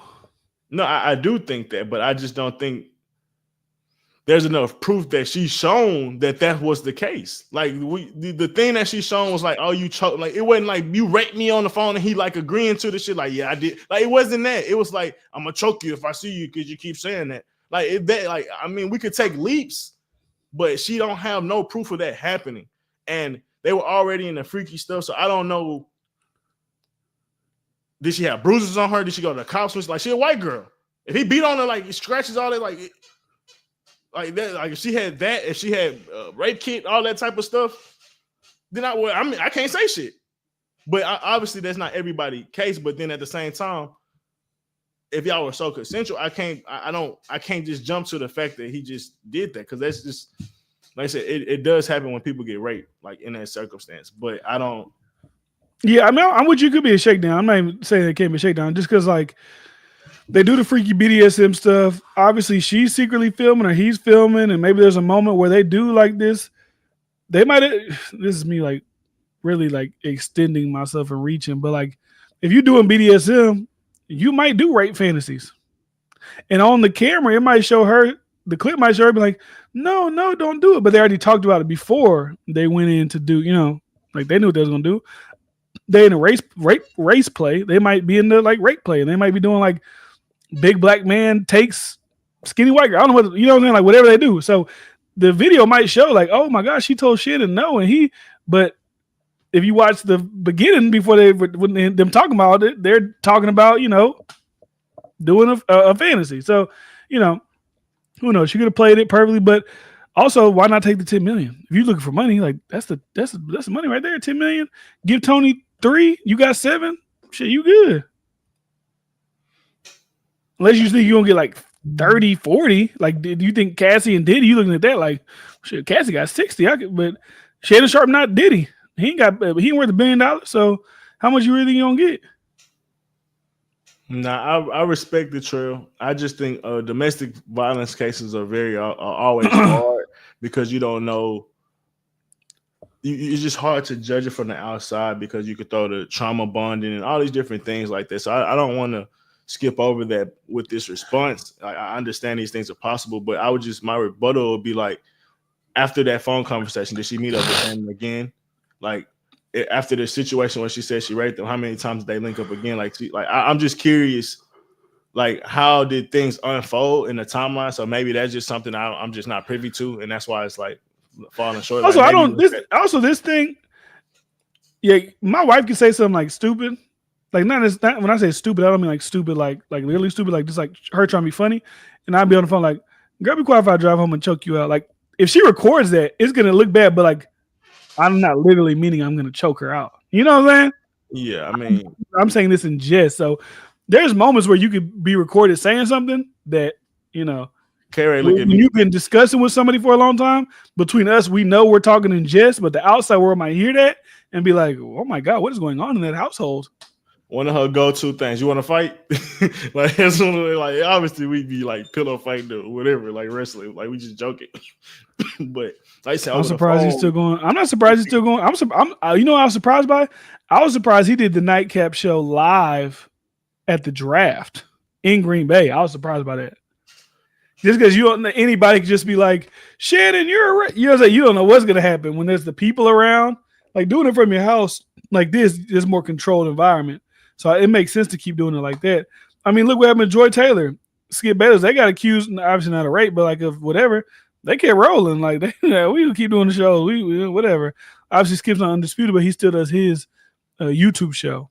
So why stop? If it's gonna make you the money, especially if you're stepping down from ESPN, you might as well keep doing it. Shout out to Shannon, man. But all right, look at this last conversation, man. This conversation just took over the internet.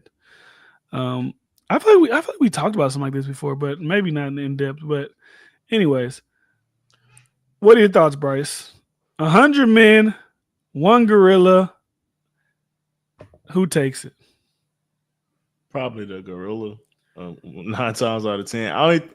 I just will have to ask like little like quizzy questions about gorillas because like a lion, like the longest it can run, like a male lion, the longest it can run full speed is like 30 seconds, like or some shit like that. Like versus like the female lion, it can run a longer distance. It's just like the size or whatever. So how long could a gorilla fight at peak performance without getting like exhausted? Would be the question. I don't know, but so I've been looking on TikTok for gorilla fights.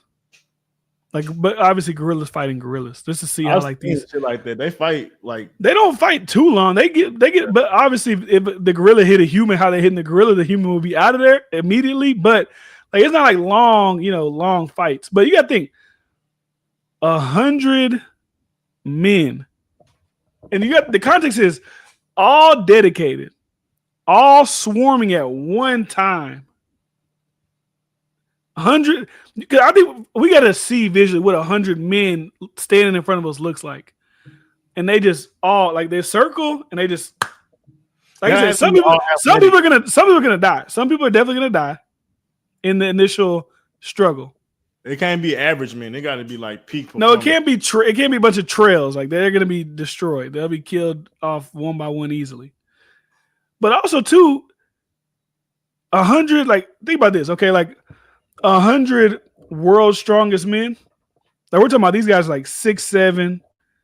They're strong as hell. They're big as hell. They may not be as agile though as the gorilla, so that might be where they'd be at the disadvantage. A full grown gorilla is like 6 foot, 300. Some are 600 pounds. So like there's that giant leap from 3 to 600. With just one rip of the arm. People keep saying that. But I need them to do a sign. Can they really just physically rip my limb off easily. Like no, like it's like a tissue paper. Can they really just I don't know how rip me strong from they limb to are. limb? If they I could gotta do see. that, like, and decapitate us like very quickly, like it's gonna be tough. I just think with maybe planning, and then if we're just talking about a war, like no guns, but like cavemen, like they could pick up some sticks that would just No, end no, up. no, just hands and I'm just feet. saying, Just I'm just hands and saying, feet. I'm not, but in reality, if we talking about men fighting for their lives, and it was like a gorilla versus them in like a situation, and they ain't have no like swords, no knives like that, niggas will pick up rocks. If we could at least throw rocks and shit, possibly. Like if I can hold a boulder when I go in there and go, because you like that's some shit you can find anywhere. That ain't like some imaginary shit. You know what I mean? Like, or maybe a stick. It depends. Like if you're in the woods, I feel like you could. And most humans gonna fight with some type of weapon. And we could do that, then yeah, that's easy. You Yeah, can use the rocks and throwing some no shit. weapons, only your hands and feet. If we just in a warehouse and there's nothing but You just see the gorilla. He's at the zoo. He's in his habitat, and we have 100 dudes walking the door, and they in the encampment with that's all they got. You in the encampment with the gorilla is 100 of us versus one of you. There's no chance. Because he no chance. 100 guys. I just don't think there's no. I think the brute strength of a gorilla is just too different. Like you said, one punch you down, and you got to think how many humans can fight him at once? Maybe 10, because there's only so much circumference and area that you could really get on the gorilla. No, we just got to dogpile them. Like if it's a lot of people gonna be piled on top of each other where it's not really. Hey, as long as we take it, we don't care who dies. No, we just have to for the experiment have to take down the gorilla. Somebody got to die. But so you're gonna try to suffocate him where you can't move. So if you put 100, 200-pound plus men on a gorilla, what's that? What's that weight? 20,000 pounds? But then that's the question: is just like, can somebody get their arms around his neck and choke him out? So everyone's surrounding him, right? We collapse him in. We collapse. Everyone's compact. Like so, he's like, but he's gonna still be biting. Like he's still going to be punching people very close proximity. So he's going to be knocking niggas out one by one. So that's like, how fast would he get exhausted versus like taking us out one by one? Because you're not going to be causing damage just because you got 10 dudes so like kind of holding them. We're not going to be punching them like and it's going to hurt them. Like, not that I think. And he going to be biting the shit out of people. Like, he going to like, nah, I don't think we have people going to die. We know that people are going to die. But that's the thing. And even like the initial like first swarm, he might get 10 people in the first like interaction. Then y'all regroup and try to get him again. Like once he get down, like I saw a thing that said that gorilla is stronger than 10 men. Right, one gorilla is stronger than 10. So now we're talking about 100. One good stroke. That means if everybody's let's just say we all took a herb and we just brainwashed. Niggas is going for the feet. I'm saying. Like everybody's locked. We're all just going. Like it's no thinking. It's not like we just saw this homie got his hair ripped off. Now I'm we're just going. Maybe. Zombied out. We're zombies. Maybe. If that's the case, I'm thinking with human logic and fear and shit. No, I'm talking about zombied out. Like we're just going. Human logic is one person go run and you gonna see him get torn apart and you gonna leave. That's human logic right there. Okay, I'm not even attempting this. This don't make no sense. It's just hard because it's like, what kind of damage could we inflict on him? Just because it's 10 versus 1, like we hold him down. It's like our muscle strength only gonna last so long holding. You think if I got 50 guys on a gorilla and he's kind of like put down, you think I could pull his eye out? Possibly, but I don't. So if I like put my thumb in his eye, if I put my thumb in both his eyes, if 50 people on top of him, his face is down, he can't bite me, and I just poke his eyes out. That's a lot. I don't think we could get him down. I don't think we'll be because he like once you got to think he's going to be fighting with some type of like space. He's gonna go crazy. Like even in the beginning, like let's say how are we gonna attack him in the beginning? Like what's our formation in the beginning? Because we got to get close to the nigga, and that's gonna be a challenge in itself. Because he's not gonna let you get close to him. And he gonna keep attacking, like, cause is he attacking like trying to kill us like with intent, or he like trying to kind of get away type shit? But either way, like he's gonna be moving in space, like so he gonna take out a group of people while you running over there. Once he starts to feel like he getting outnumbered, he gonna start moving again. Like it ain't like he just gonna stay in one position. Like that bitch gonna be moving, and it just remind me of like when Joe Rogan said a bear came on their camp and how they talked about how that bear like just ran him over. Like it, like one dude was literally like on top of the bear, like he just like bulldozed through him. It's like I think that's gonna happen too. Like most of us gonna fall just off impact of him running full speed. Like I don't think we're gonna be able to. And then he's like swole in a bitch, bro. Like I don't know, man. That's a tall task for 50 dudes. Cause I think by each minute he getting rid of 5. Every minute he getting rid of 5 humans. Oh God. I gotta see what the stamina like on a gorilla. That's the conversation, but I would assume it's way more than us. But peak performance humans, like super swole humans that's like bodybuilders, maybe could possibly have a better chance just because it's the strength levels. But so gorillas are not known for their stamina or endurance. They are built for bursts of strength and power. While they can be strong and powerful, their muscle composition is geared towards short, explosive movements rather than sustained physical activity. So maybe we tire him out. So if we fight with strategy to tire him out, where it's like we only losing like 2 or 3 guys at a time, but like we're exhausting him, maybe. Then once he gets to the exhausted level, we all just pile up on him. Possibly. Like, okay, you don't think so? If I take the actual like 20 world's strongest men, like the 6'5", 6'6", they can log press 10,000 pounds. You think if I got those 20 guys to run and at least try to grab them, like they're pretty much like gorillas. Some of them are bigger than gorillas. I don't know about like the 600-pound ones, but like a 6 foot 300-pound gorilla, they're bigger than them. So if I got 20 of those guys to be the infantry, like y'all go in and grab them, you don't think they can hold them down? They deadlifting what 1,000 pounds? Like, come on, these guys are like human strength. Said maybe zombie mode because it's like they just all out. One's going for the legs, one going for the arm, one going for the hip. Like maybe, but I just think the savagery of an ape defending for his life is going to be on another level that we cannot fathom. Like even with like the dexterity strength of an ape versus a human that's like the world's strongest man, nigga, apes can climb trees. Like apes are a different level of strong. Like yeah, they might be like you said 10 times stronger than a human. So them niggas still 6-7 times stronger than each one of them niggas. And all it takes is one shoulder, one elbow. Well, no, because that's the average human. That's what I'm saying. So the world's strongest men ain't the average human. But they say it's maybe like 3 times, maybe. That's still a lot. Because a gorilla can support 1,800 pounds. Oh, that's pulling force. Damn. Pulling 1,800 pounds? That's crazy. Brother. That's a lot. Pulling 1,800 pounds? Well, they be pulling trains and shit. So it's like, I don't know. They pulling. I ain't gonna lie. I think it's a little bit. I just think the quickness and like even you trying to hold them down, nowhere near how fast can an ape run? Those 20 dudes ain't nowhere near as fast as an ape. And that in itself is a problem. Because speed plus mass, we already know. 25 miles per hour? That brother, and they 3-something. So that's the speed of Eastern gorillas are 310 to 450. If you got 450 pounds running 25 miles per hour, brother. God damn.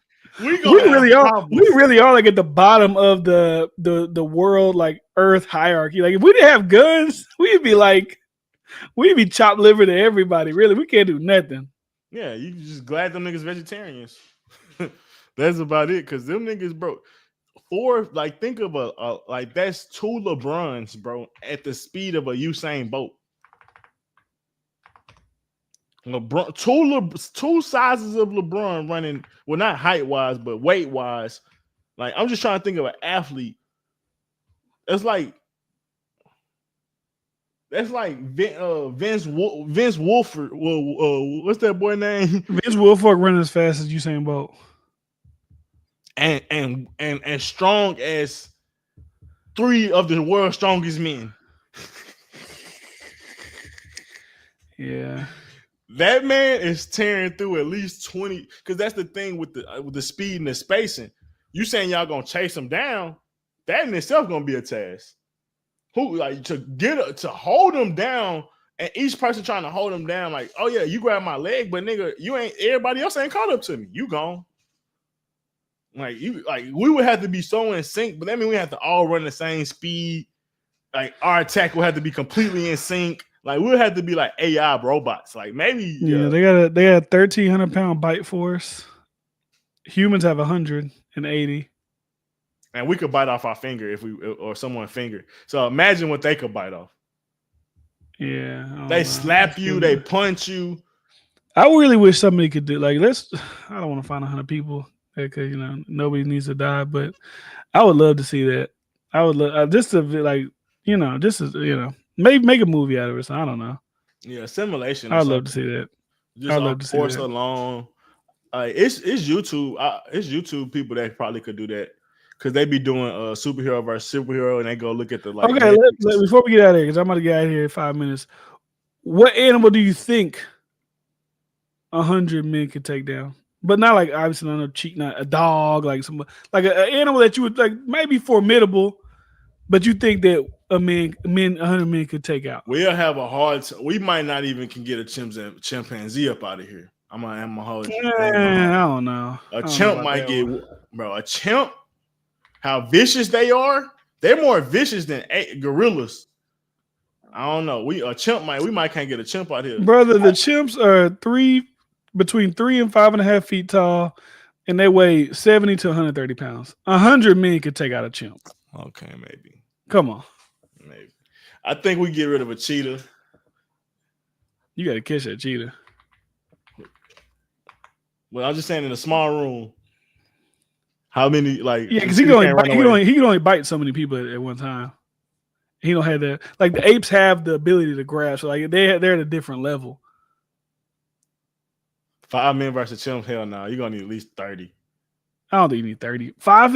You talk about let's say average 4 feet tall, 100 pounds. You don't understand how lethal a chimp is. I know they got cheats, but you don't need the 30 people. Bro, them niggas, they'll claw your face off. Like chimps is different. I think a chimp would give 5 men easy work. I think one man could give 5 men easy work. Chimps are 1.5 times stronger than humans.